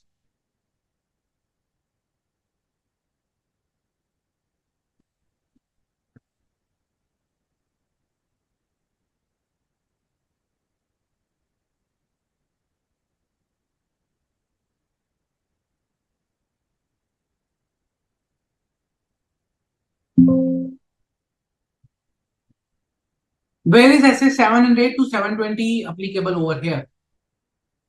Okay, this is the one. This is an indicative format of the updated one long form audit report. I'll show you. Not much change over here.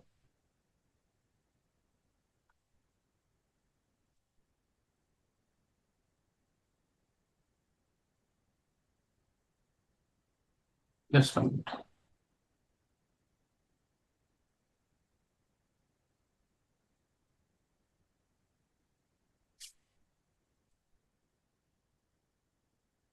Okay, this is the one. Okay, indicative format of LFAR. Okay, by the statutory branch auditors. Let's say this is the one where they have to submit all these details. Now tell me where is there is SA 700 and 720 compliance in this. We just said yes, it is applicable, but where? I'm not able to see any SA 700 to 720 in this picture, in this report. Then how can I say SA 700 to 720 is applicable? Are you understanding my question? For SA 700 to 720, okay, I should have opinion, basis of opinion, all these things. But where is that, all these things here?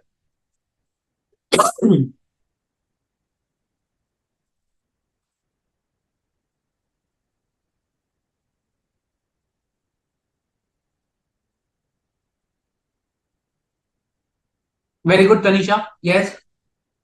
So I'm not able to see any SA 700 to 720 details in this report. Like, we have opinion, auditor's responsibility, management responsibility, other information, key audit matters, all those things. It's not available over here.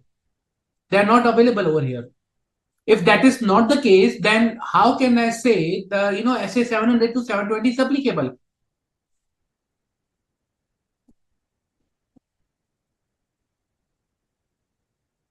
Come on, guys.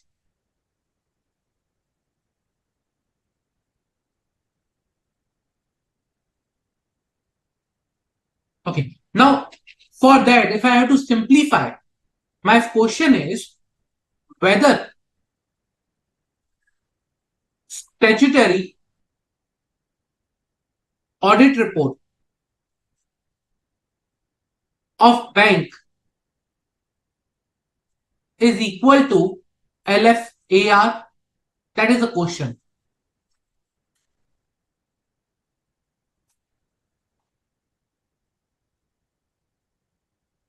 When I talk about statutory audit report of a bank, is this in the format of this? Like the format of statutory audit report of a bank is this one?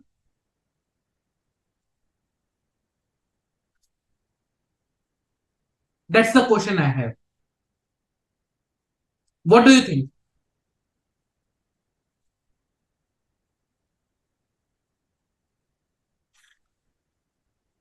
Okay, Tanisha. Okay, Suraj.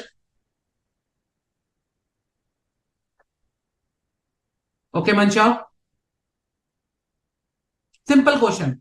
Whether the statutory audit report of a bank is similar to LFAR, the format of statutory audit report of bank is LFAR, yes or no? Okay, Viraj. So I have two answers to the yes, two to the no. Come on, guys.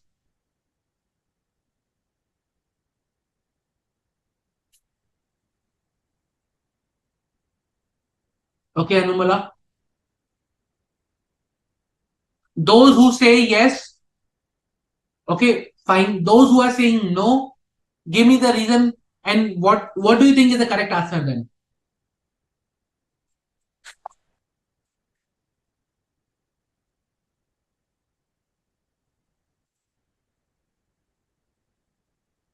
Give me the reason and what do you think is the correct answer then?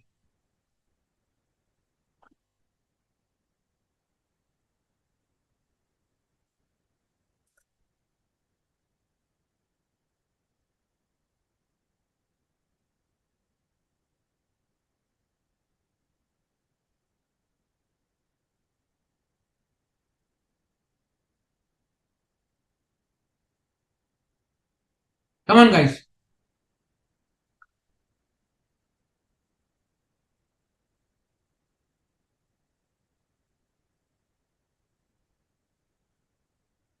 What do you think is the correct answer then?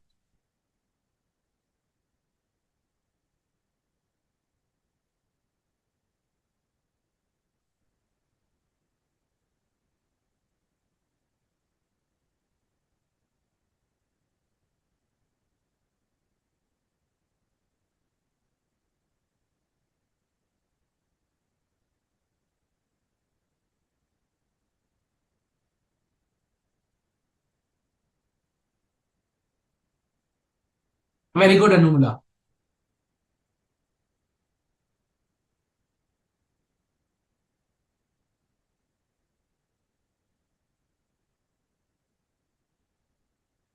Very good, Tanisha. Very good, Suraj. For those who say yes, the answer is, for those who say yes, the answer is no. They both are not same. LFAR is different. Statutory audit report is different. Although LFAR consolidation is there for the statutory auditor, okay.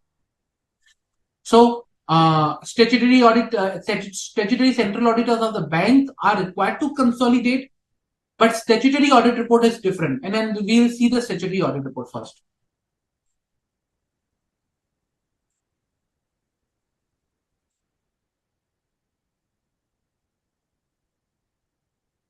See, this is the statutory audit report of bank. Audit of the standalone financial statement. Okay. Audit report of the report on the audit of standalone financial statement of a particular bank. Now we have opinion, we have basis of opinion. Okay. We have key audit matters, the way we have in our normal audit. Okay. Now, if I talk about, let's say, one more audit report. I think I have a recent version of 2023 and also we'll go to the 2023 version. Okay.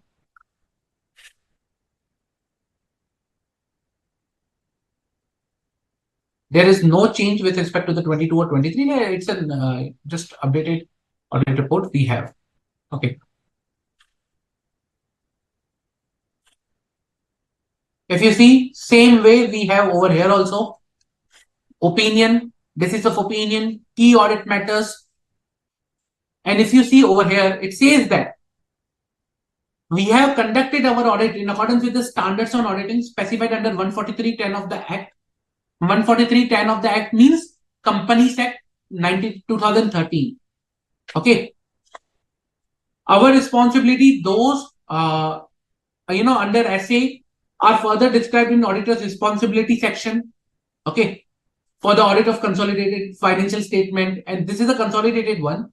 This is the audit report on consolidated financial statement. Same way we have audit report on standalone financial statement also. But this is the consolidated one. Okay. Then you have, other details like key audit matters. Now, in key audit matters, you have, various type of key audit matters which are specifically to the bank, which are specific to the bank.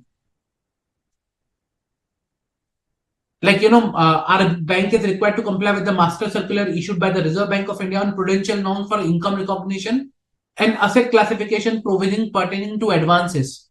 Okay. NPAs. So all these things are there. Identification of NPA is a, critical area. Provision for identified NPA, identification of NPA and provision of advances requires considerable level of management estimation, application of various regulatory requirements, significance to the overall audit. So what they have done, how they have resolved this particular issue. Okay. Second, advances aggregating to this. Okay. Again, NPA classification and everything is there. Then IT, key information technology system used in financial reporting is a critical area. So all these things are kept the way we have in our normal audit report, key audit matters, we have here also. Then information other than the financial statement, other information, SA 720. Okay, responsibilities of management, the way we have in audit report. We have an auditor's responsibility.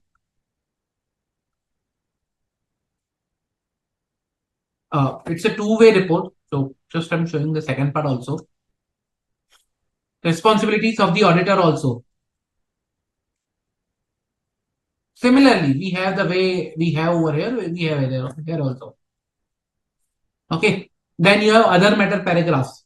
You have report on other legal and regulatory matters. Now let us see this one.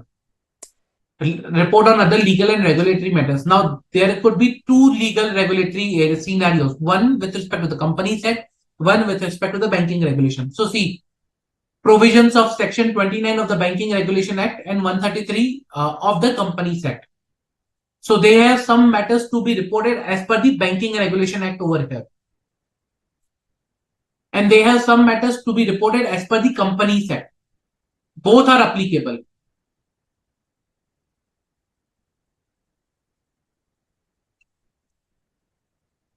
Okay, see, this is 143.3, which is fully applicable to a bank. All the provisions of 143.3 are applicable to bank, except for CARO, because there is an exemption for the CARO. And accordingly, all the 143.3 is applicable.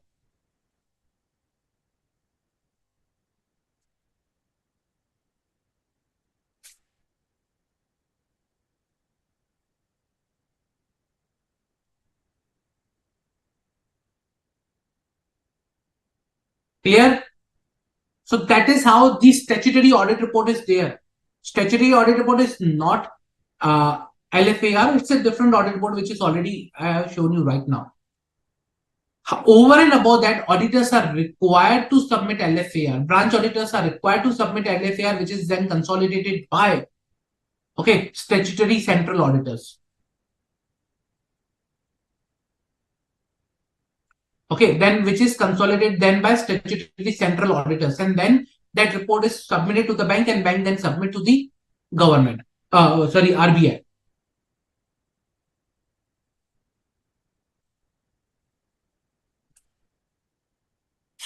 So if I talk about long form audit report, okay, beside the statutory audit report as per the requirements that we just now saw, okay, auditors of the public sector bank, private sector bank, and the foreign banks require the auditor to, as well as their branches are required to furnish a long form audit report.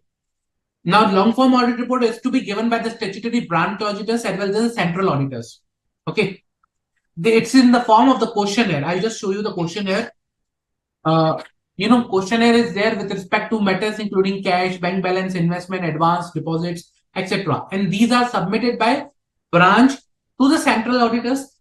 Central auditors consolidate, okay, at the head office level, and then the consolidated report is then submitted to the bank and RBI.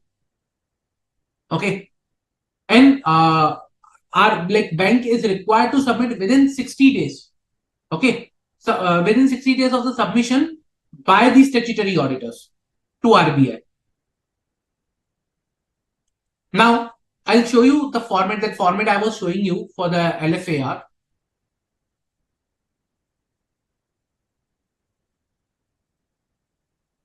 Now this is the format of LFAR for the statutory branch auditors.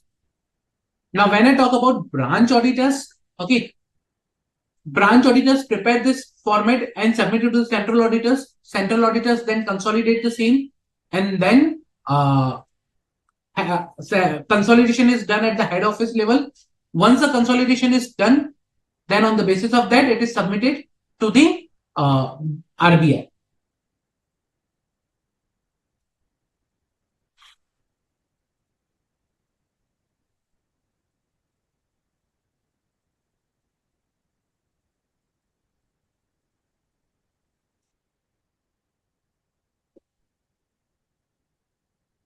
We call it statutory central auditors, basically.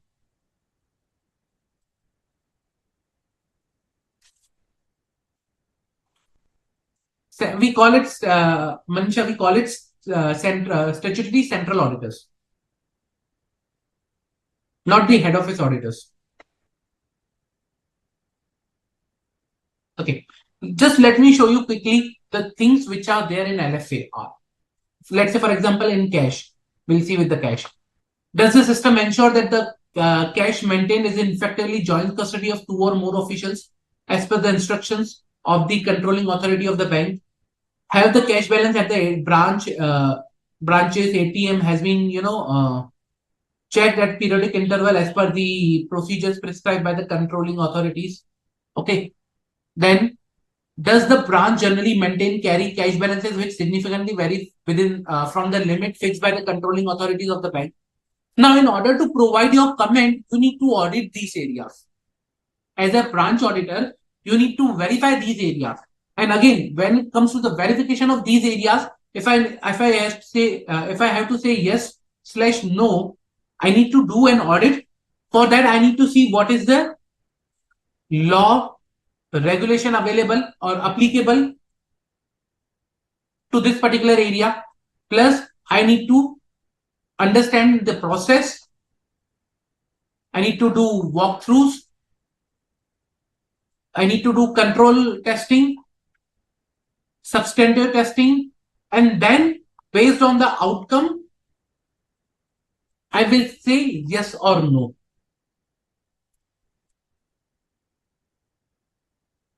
Okay. For example, another one is, does the figure of the balance in the branch book in respect of cash within its ATM tally with the amount of balance with the respective ATMs based on the year-end scroll generated by the ATMs? If there is any difference, the same should be reported. Whether the insurance cover available with the branch adequately meets the requirement, okay, requirement to cover the cash in hand and cash in transactions. Now, this is balanced with Reserve Bank of India, State Bank of India, and other banks. Okay. Then you have money at call or short notice. Then you have investment. Now we have already seen something with investment. So let's see. Now this is investment for branches outside India. Same way we have investment for other investments also. Then we have advances, general instructions. Okay. So if you see advances, you need to answer on the basis of that. Like for the purpose of large advances, those are in respect of which outstanding amounts is in excess of 10% of the outstanding aggregate balance or fund based on non-fund advances of the branch, or 10 crores, whichever is less. So in respect to those large advances, you need to answer these particular questions. Okay. So what are these questions? Like balance at the year end, funded, non-funded, total. Okay. Total outstanding, percentage examined. Okay. You need to answer from that particular point of view.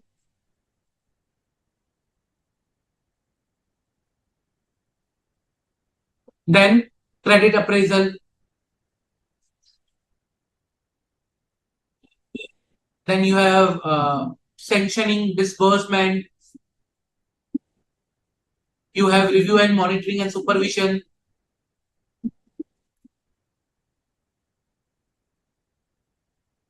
You have asset classification, provisioning, advance, and resolution of stress asset.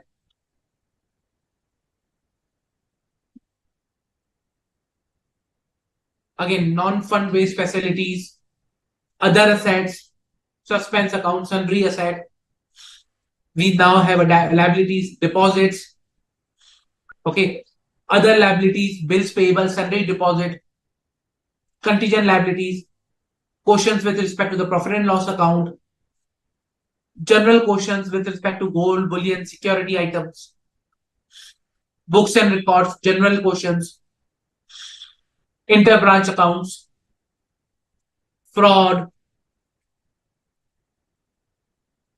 You have an implementation of KYC, AML guidelines, management information system, miscellaneous with respect to other items. Okay. Now, these are the additional questionnaire applicable to specialized branch with respect to foreign branches, foreign exchange transactions, if they are carrying foreign exchange transactions, nostro account related, branch dealing in clearinghouse operations. So a lot of things are there. Okay, depending upon the special case. Then LFAR for the large, irregular, and critical advance accounts. So if there are large critical and critical advance accounts, then LFAR for those accounts is there in a questionnaire format. So these are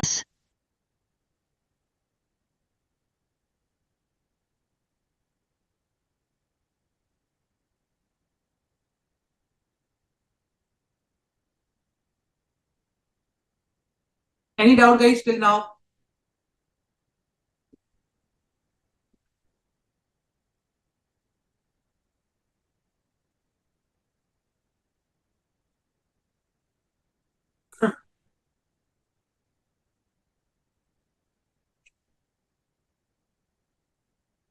Yes, Anumula, very good question, and I will that is the next topic that I'm about to cover: IT systems. But before I go on to that topic, any doubt till now, guys? Any doubt?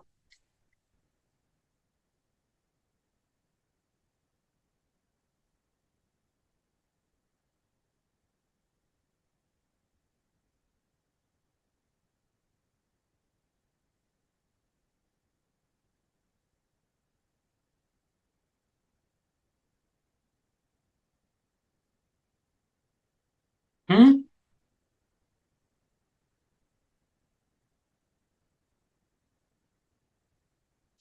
Okay. Any doubt, guys? No? Okay. Let me proceed to this IT environment in a bank. Now, you already know that, banking is not different than, integration of a IT in a banking sector is very, very important. Banks in IT, they are not different. Majority of the bank operations are today carried through information technology. and auditing of information technology and digital banking division or an information technology department in a bank is very critical. Okay, it's very, very critical. The reason because most of the activities today in banking are carried through information technology. Now, if information technology is becoming so much integrated in the bank, it becomes so much critical in the bank. As an auditor, we are also required to pay attention to the bank.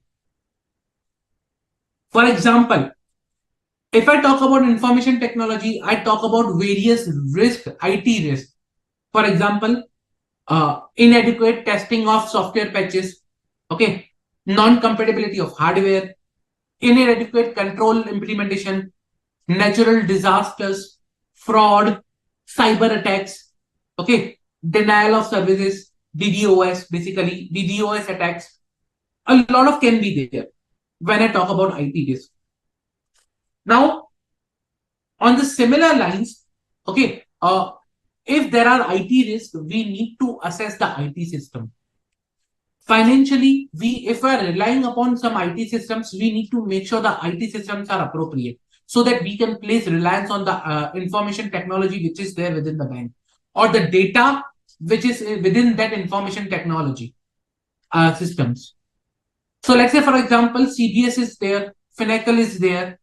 Now, in that case, let's say, for example, all the data, all the transactions are within that IT system. Whatever report we will pull out, we'll pull out from that particular system. How to get comfort that whatever reports we are getting are appropriate? Comfort on the data integrity, comfort on the data security. How? For that, we need to understand, okay, we need to understand the IT part of the bank.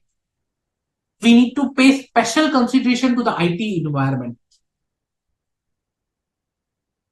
which includes overall IT policy of the bank, structure, environment of bank IT system.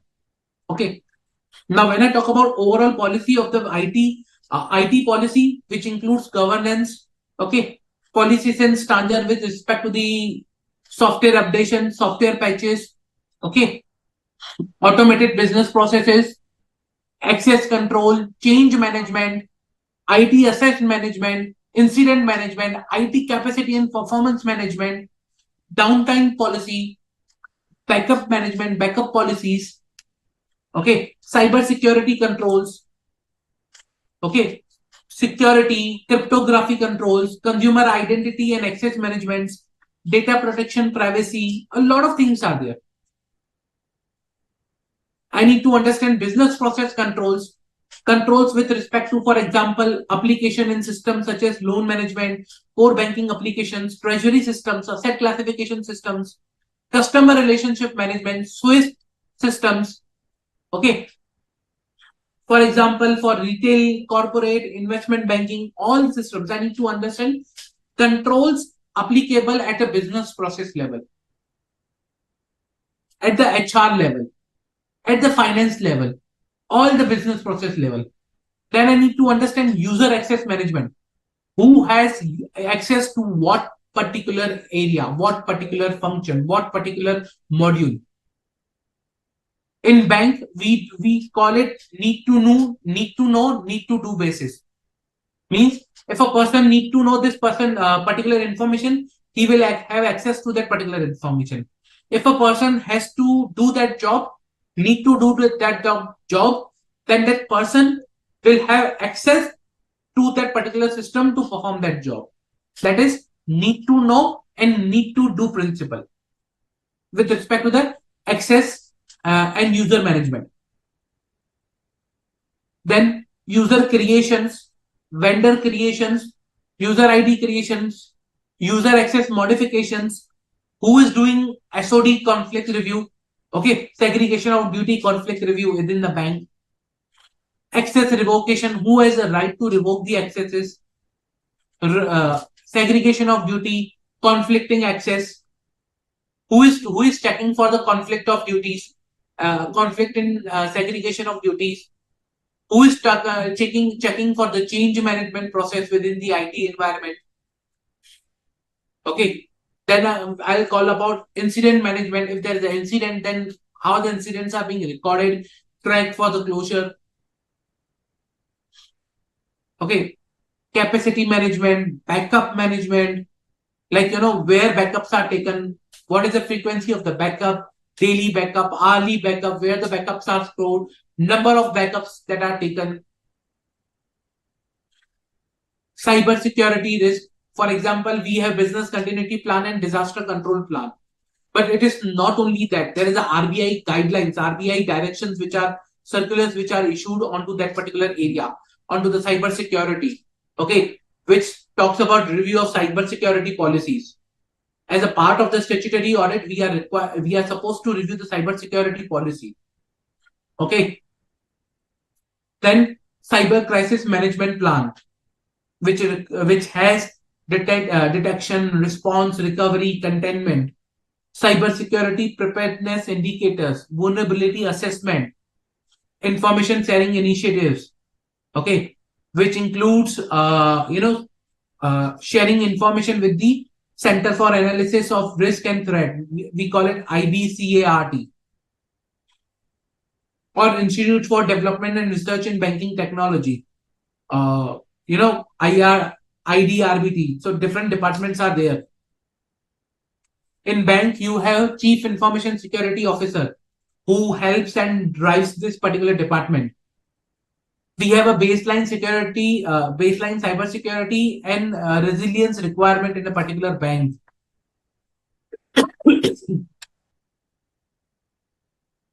So all these things are there with respect to the cyber security, which governs the BCP and disaster control plan. We have application security, we have enterprise level security, physical environmental security. A lot of things are there. There is a Aadhaar based guidelines, Aadhaar review guidelines review for bank based on Aadhaar Act 2016. Okay, these guidelines are there which are required to be, let's say, Aadhaar authentication regulation 2016. Aadhaar data security regulations are applicable. Aadhaar targeted delivery of financial and other subsidies, benefit and services Act 2016. Okay, you have different regulations with respect to the usage of Aadhaar. That's it. Aadhaar sharing of information regulation 2016. Circular on Aadhaar data vault. Okay, circular on registered devices. A lot of things are there.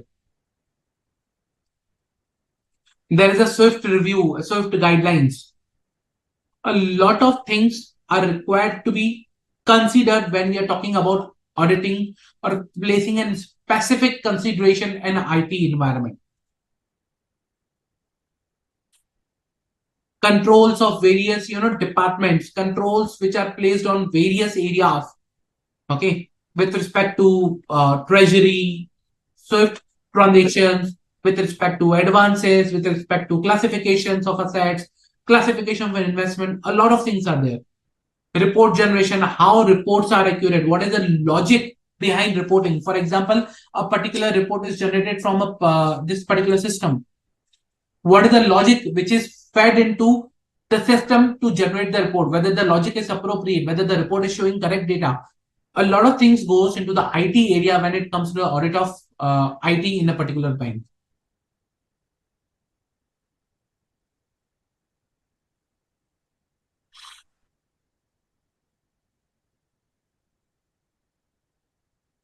So in that case, it becomes very, very imperative for us to understand the IT system.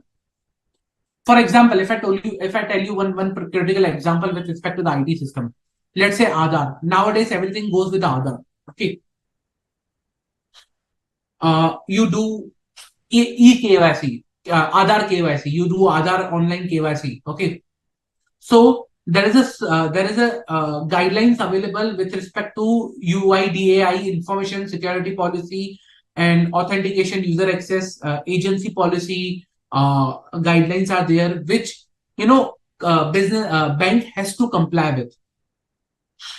Okay, so let's say Aadhaar authentication regulations 2016 I'm talking about.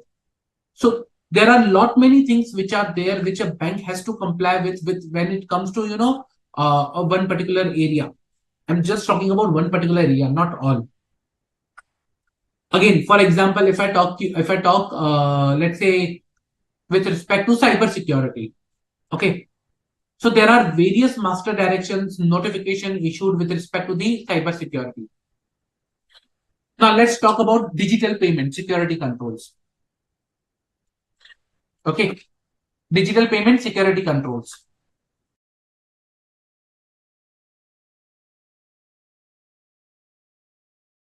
So digital payment and security controls. Now in that case also, with respect to digital payments, now a lot of digital payments are there.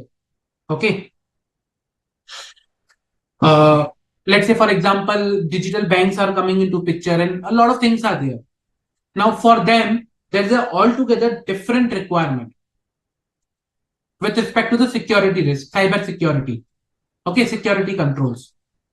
Now that is, it can be scheduled commercial bank, it can be small finance bank, it can be payment banks, it can be credit card issuing NBFCs. So for them, different security requirements are there.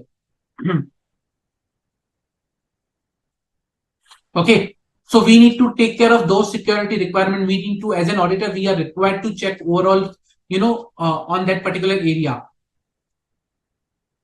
Let's say, for example, credit card payments. Okay, card payments. Now we have a tokenization into market. Okay, no, vendor will save your credit card number. They will not store the credit card details with themselves, but they will save a credit card token. Okay, so that credit card tokenization of the credit cards are being done nowadays in order to facilitate the transaction. So again, there are guidelines, security controls behind that. You might have heard already PCI, Payment Card Industry, PCI DSS and PA DSS. Okay, PCI DSS is a kind of a security standard. That is a payment card industry security standards are there. Digital security standards. Again, PA DSS is a different kind of security standards. So these security standards or software security frameworks are applicable to the banks, NBFCs, or payment banks which are issuing credit cards, which are dealing into credit cards, which includes PCI, PIN-related security standards, PCI PTS. That is, basically you talk about physical protection, okay, of a particular, credit card or cards, basically, okay. Then PCI P2PE standards are there, which is very related to the securely transfer or with respect to the payment processing between vendor, payment bank, payment gateways. A lot of things are there in that. Okay. So a lot of details, a lot of standards are already applicable over there. When I call about, let's say, P2PE, point-to-point encryption is there. Okay. PCI HMS, hardware security module. When I call about PCI DSS, data security standard. Okay. When I call about PADSS, payment application data security standard. Okay. A lot of things comes with respect to the cyber security of a bank. I'm just giving you some real life examples which are there.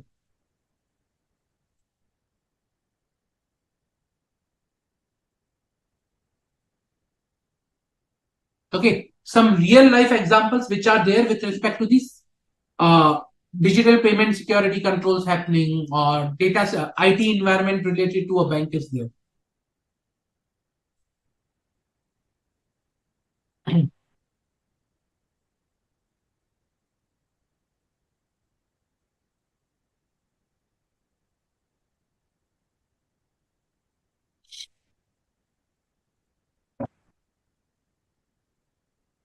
Any doubt till now with respect to the IT industry? Even you have a credit card and debit card issuance and conduct directions 2002 of RBI, which again governs on this particular IT part also to some extent. You have a lot of directions and master circulars already issued by RBI on this area.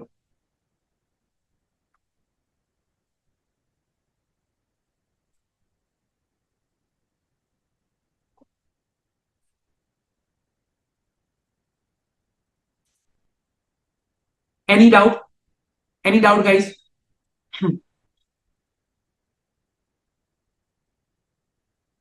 Can you explain a bit more, Tanisha, on your query?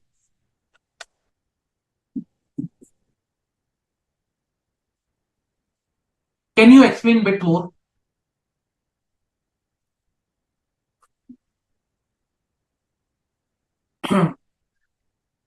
So, it's very, very important for us to understand and review the IT systems in a bank. Bank's IT system. We call it bank's IT system. One single, three simple words. Bank's IT system or IT system in a bank. But in depth, it's lot. It's lot. Trust me.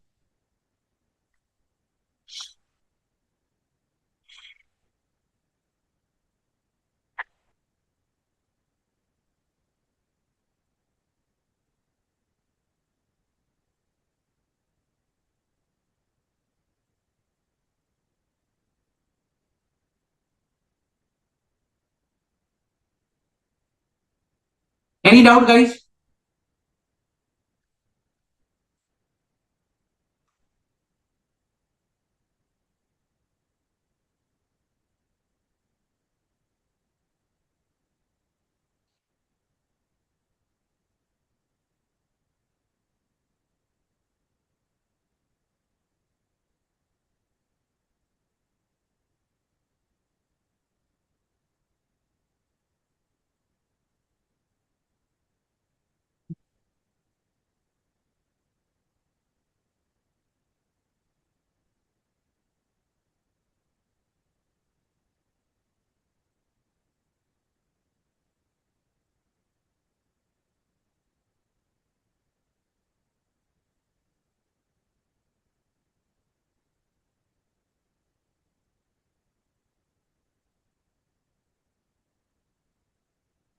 Tanisha, again, that depends. When you call it SLA, that depends upon, SLA is with whom.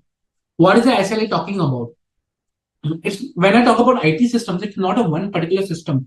We are talking about numerous modules, numerous different functions in that. SLA related to what? Again, that SLA is being covered by the RBI guidelines, master direction circulars, or it is with the vendor, or how much it is impacting your operations. SLA regarding which process, what is impacting when if SLA is not met. A lot of things are there in the picture. So there is no straightforward answer to that. If I talk about auditors required to check, adherence to the SLA, no single answer is there. But again, it depends upon the type of the IT system, type of the business process it is impacting, type of the operation it is impacting, how much it will impact the, a particular customer if the SLA is not met, what is the compliance requirement from the RBI side with respect to that, particular system and everything.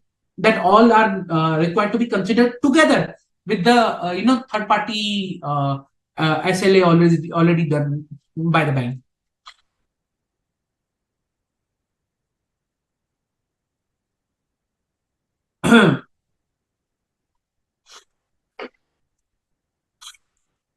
Is there any courses to learn on the uh, particular type of bank audit you are talking about?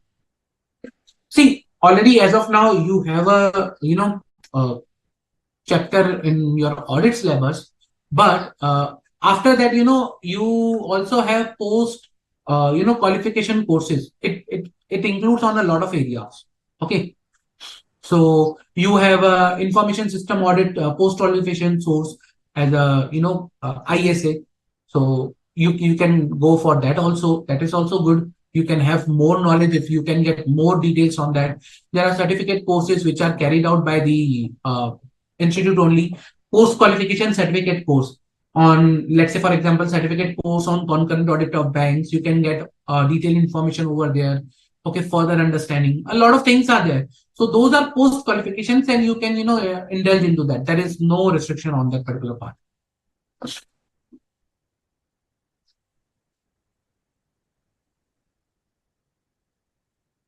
And these are from ICAI only. Any doubt?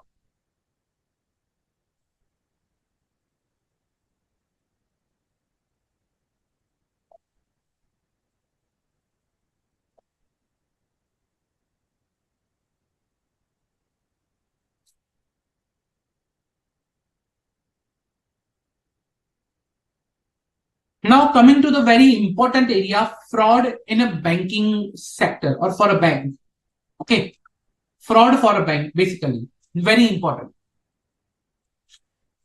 You tell me whether section 143.12, which is applicable with respect to the reporting of a fraud in case of a company, is applicable to a bank or not. So section 143.12 of Companies Act with respect to the reporting of a fraud is applicable to a bank or not.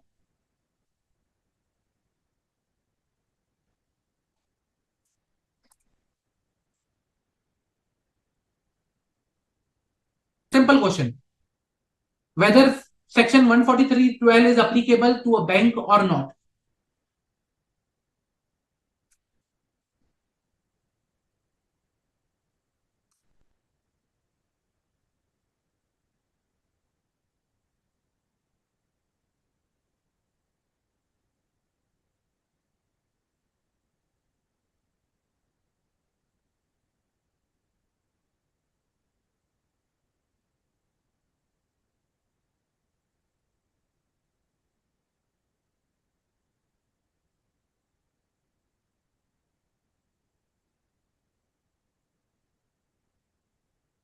Come on, guys.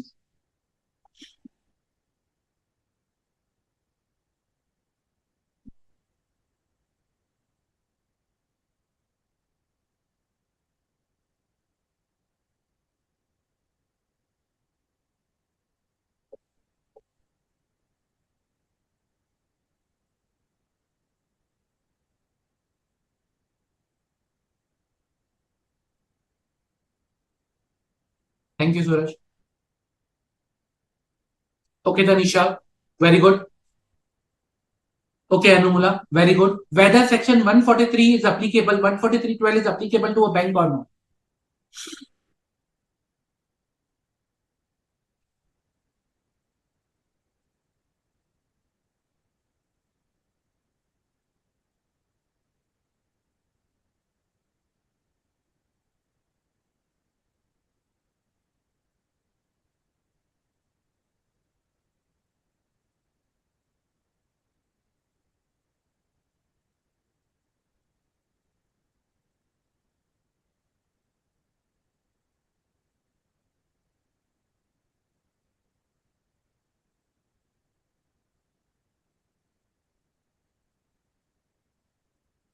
Yes, no.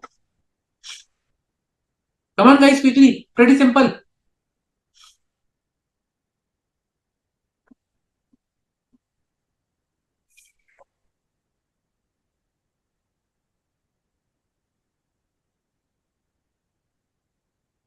Okay, Suraj. Very good.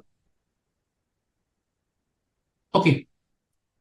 I'll tell you one thing. I'll show you something with respect to fraud in a banking sector, basically. Okay. And then you tell me.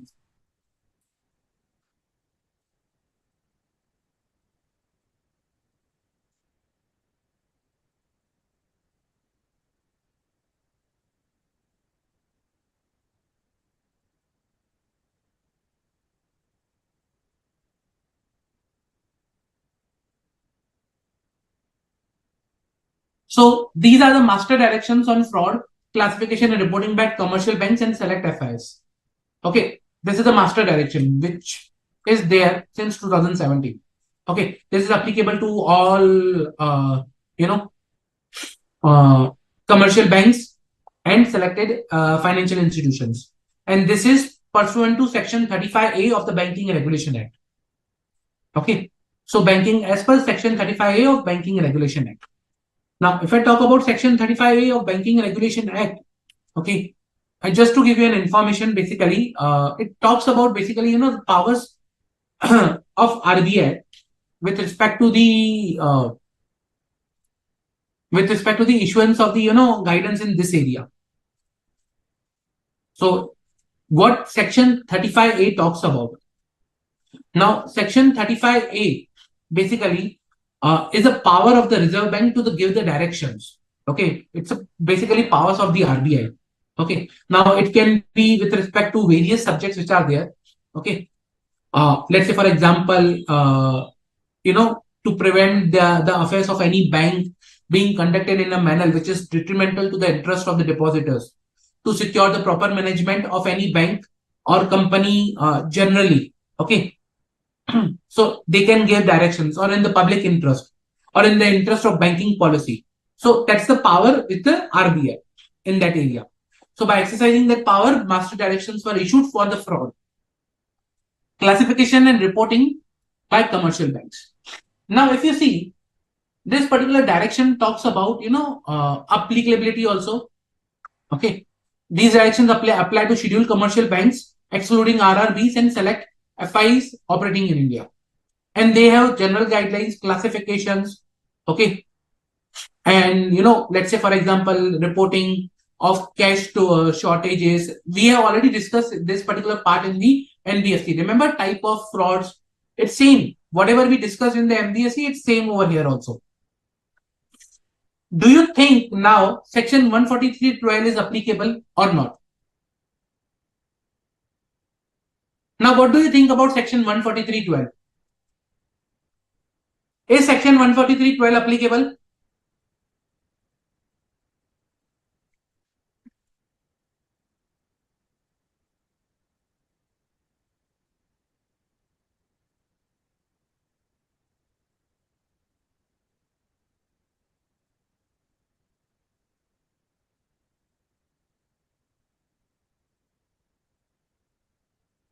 Come on, guys.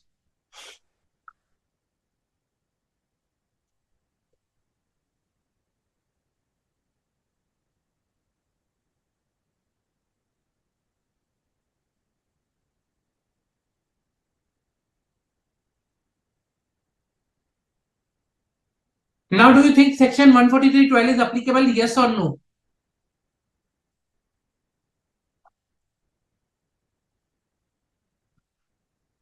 Okay, Mansha.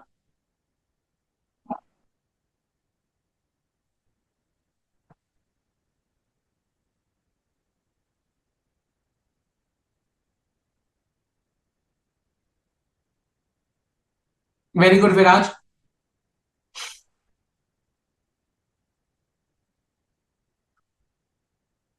Come on, guys. Yes or no? Section 143.12. We already have this particular circular.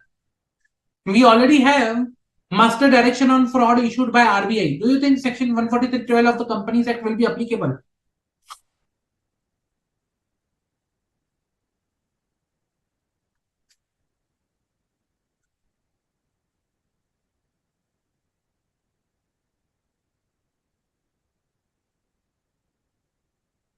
Good, Viraj. People who say no provide the reason. People who say yes, they also need to provide the reason why.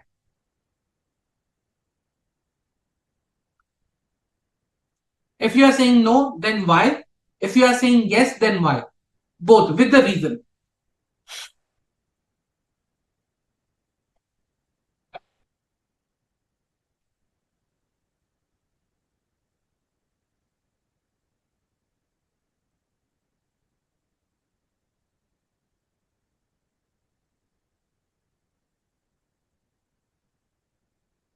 Okay, Anumala.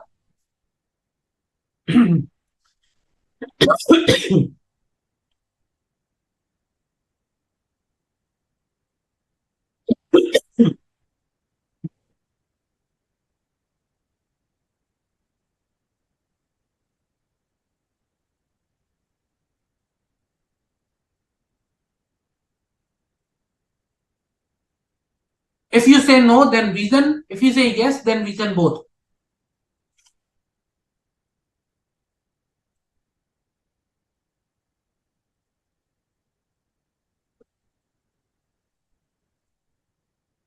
Okay, Viraj.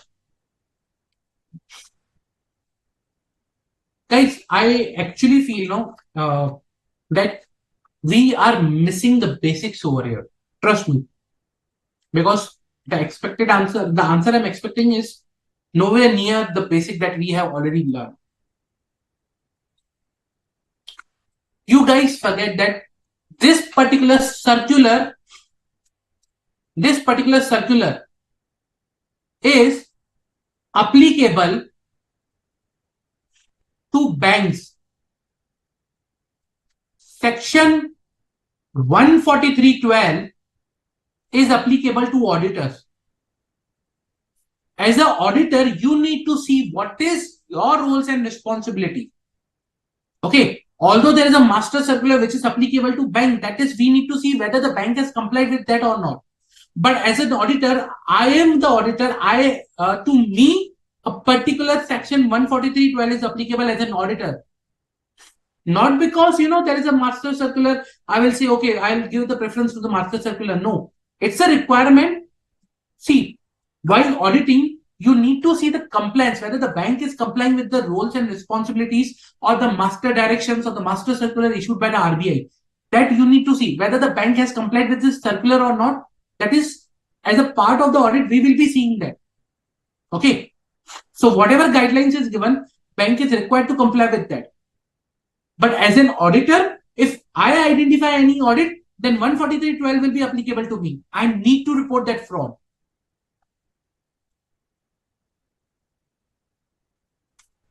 Auditor has to comply with 143.12, whereas bank has to comply with the master directions. Both are different. Both have a different purpose. One creates a mandate on the bank, another creates the mandate on the auditor.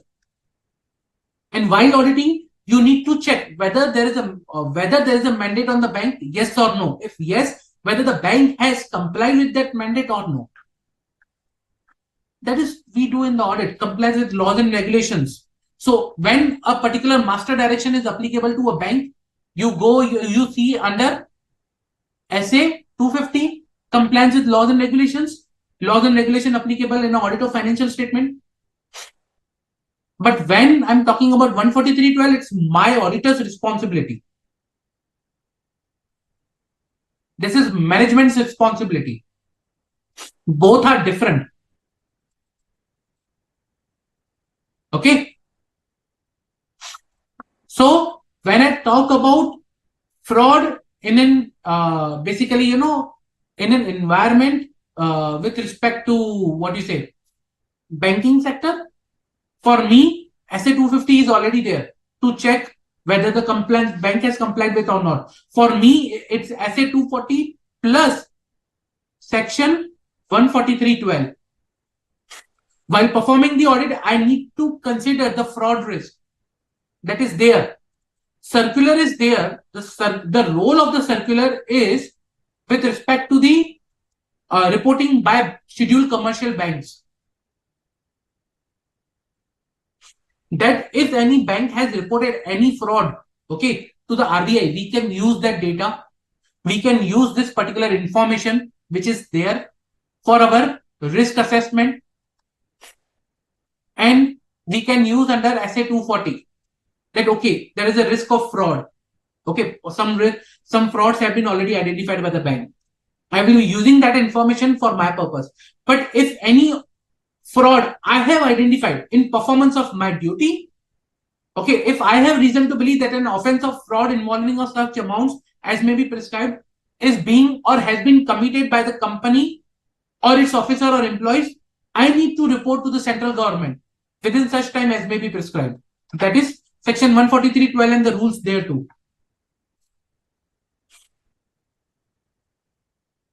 Okay. At that particular point in time, I need to see the compliance of 143.12.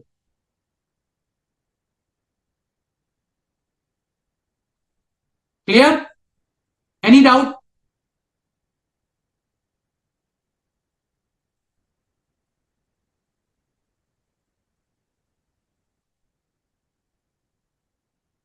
Any doubt?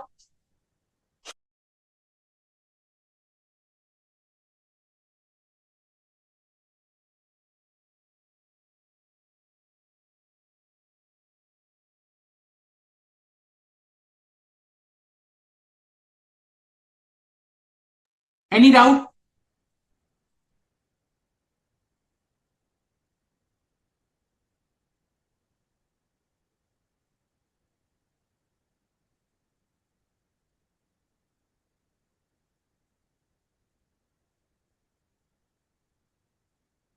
Yes. No, no. Section 143 is applicable to the auditors. This is applicable to auditor of the bank.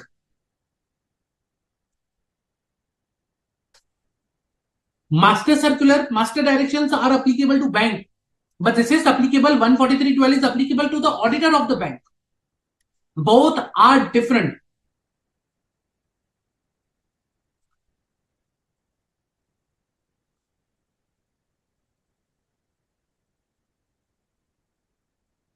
Any doubt, guys? There are other, reports and certificates that that are there that the auditor has to, issue. For example, report on advocacy and operating effectiveness of the internal financial control, long form audit report, report on compliance with SLR requirements, report whether treasury operations of the bank has been conducted in accordance with instructions issued by RBI, certificate on reconciliation of securities by bank, certificate on compliance by bank in key areas of prudential and other guidelines relating to such transactions issued by RBI. Okay.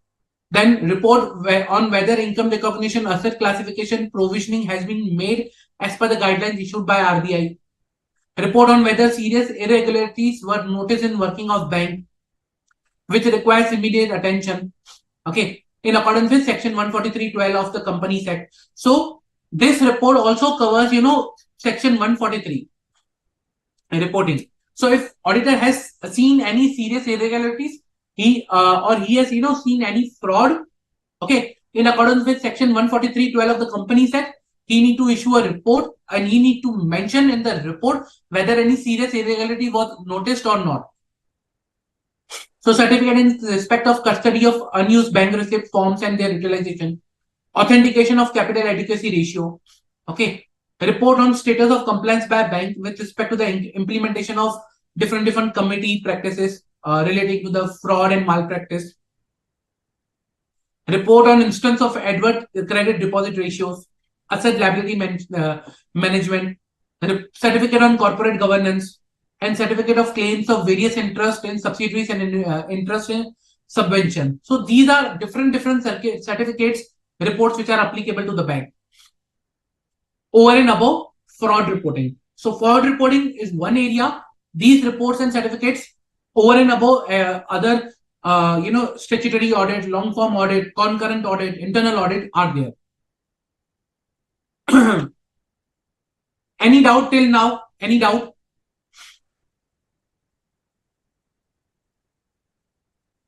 Your role while performing the audit is to understand what is applicable to a bank rather than a bank go process by process. What is applicable to this particular process? What is applicable to this particular operation? Which directions are applicable? Okay. Then you see the compliance with that. Understand the banking operations, banking environment, how it is different than a company. A company is governed by Companies Act. We do accounting as per, financial reporting as per the Ind AS, AS, Schedule 3. In case of a bank, we have a different set of regulations applicable. How they are different from a normal company, how the financial reporting is different, how much criticality is involved with respect to the compliance, because a non-compliance will result in penalties and fines. And you might have seen a recent, notification issued by RBI with respect to a non-compliance. And, they have issued a circular with respect to that. So actions has been initiated under section 35A of Banking Regulation Act. Okay, there is a press release. Yesterday there was a press release. So that is a result of non-compliance. That is a very huge impact of a non-compliance.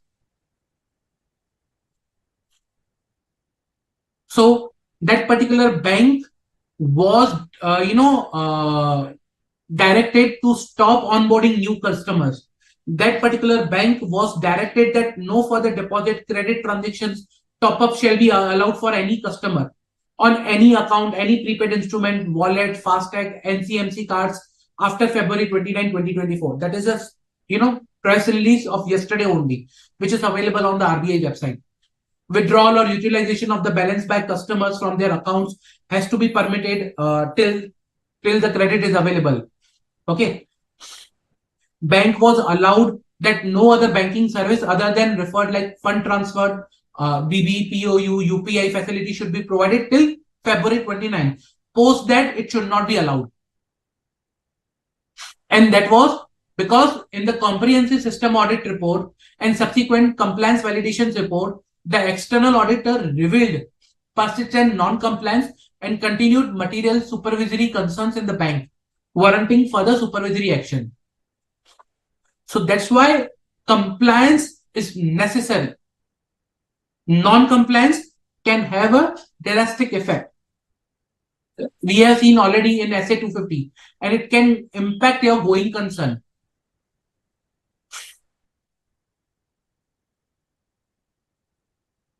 I hope I'm clear. Any doubt till now, guys? Any doubt?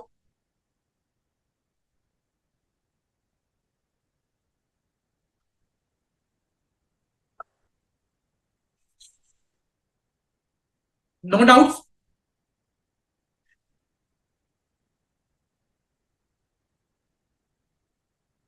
If no further doubt, what I want you to do, go through and read the chapter, not just for the sake of reading. Understand what is applicable to a particular area. I'm not asking you to mug up all the things. I'm asking you to understand which statutes, laws, regulation, directions are applicable in a particular area of a bank. What are the areas which are present in a bank? Okay, I'm not asking you to be a mug up each and every line of the module. No, understand the different areas which are present in a bank, which are given in your module already. If you want further understanding, you can go to the guidance note issued for the audits of bank, which is 2023 edition. Okay. Understand which are the different areas which an auditor has to audit. Auditor has to see compliance with. Okay. And then get a greater understanding of an audit environment in the bank.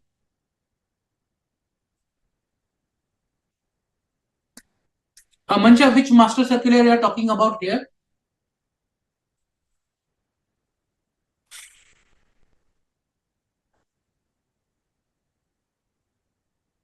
Can you tell me, Mancha, which master circular you are referring over here? I can tell you the number.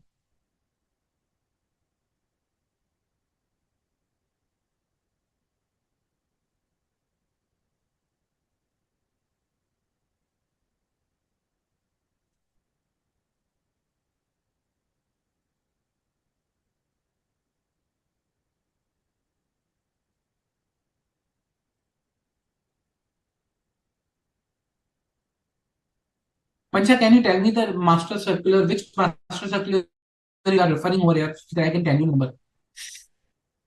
Mandates on bank 350A. You're talking about fraud.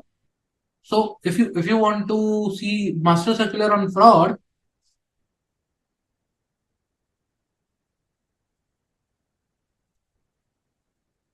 it is this one. Circular dated 1st July 2016, updated on 3rd July 2017. Master direction, it's a master direction on fraud, classification and reporting by commercial bank and select FIs.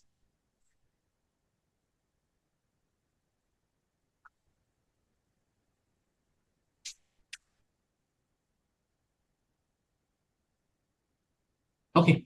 If no further doubts, guys, please read the chapter, understand the areas, and in the next lecture, I will be taking up your doubt. And Anumula, I have received all your doubts till question 8. Don't worry. In the next lecture, I will be taking up those doubts. Okay. So I have received all your doubts. In the next lecture, I will be taking up. Don't worry on that.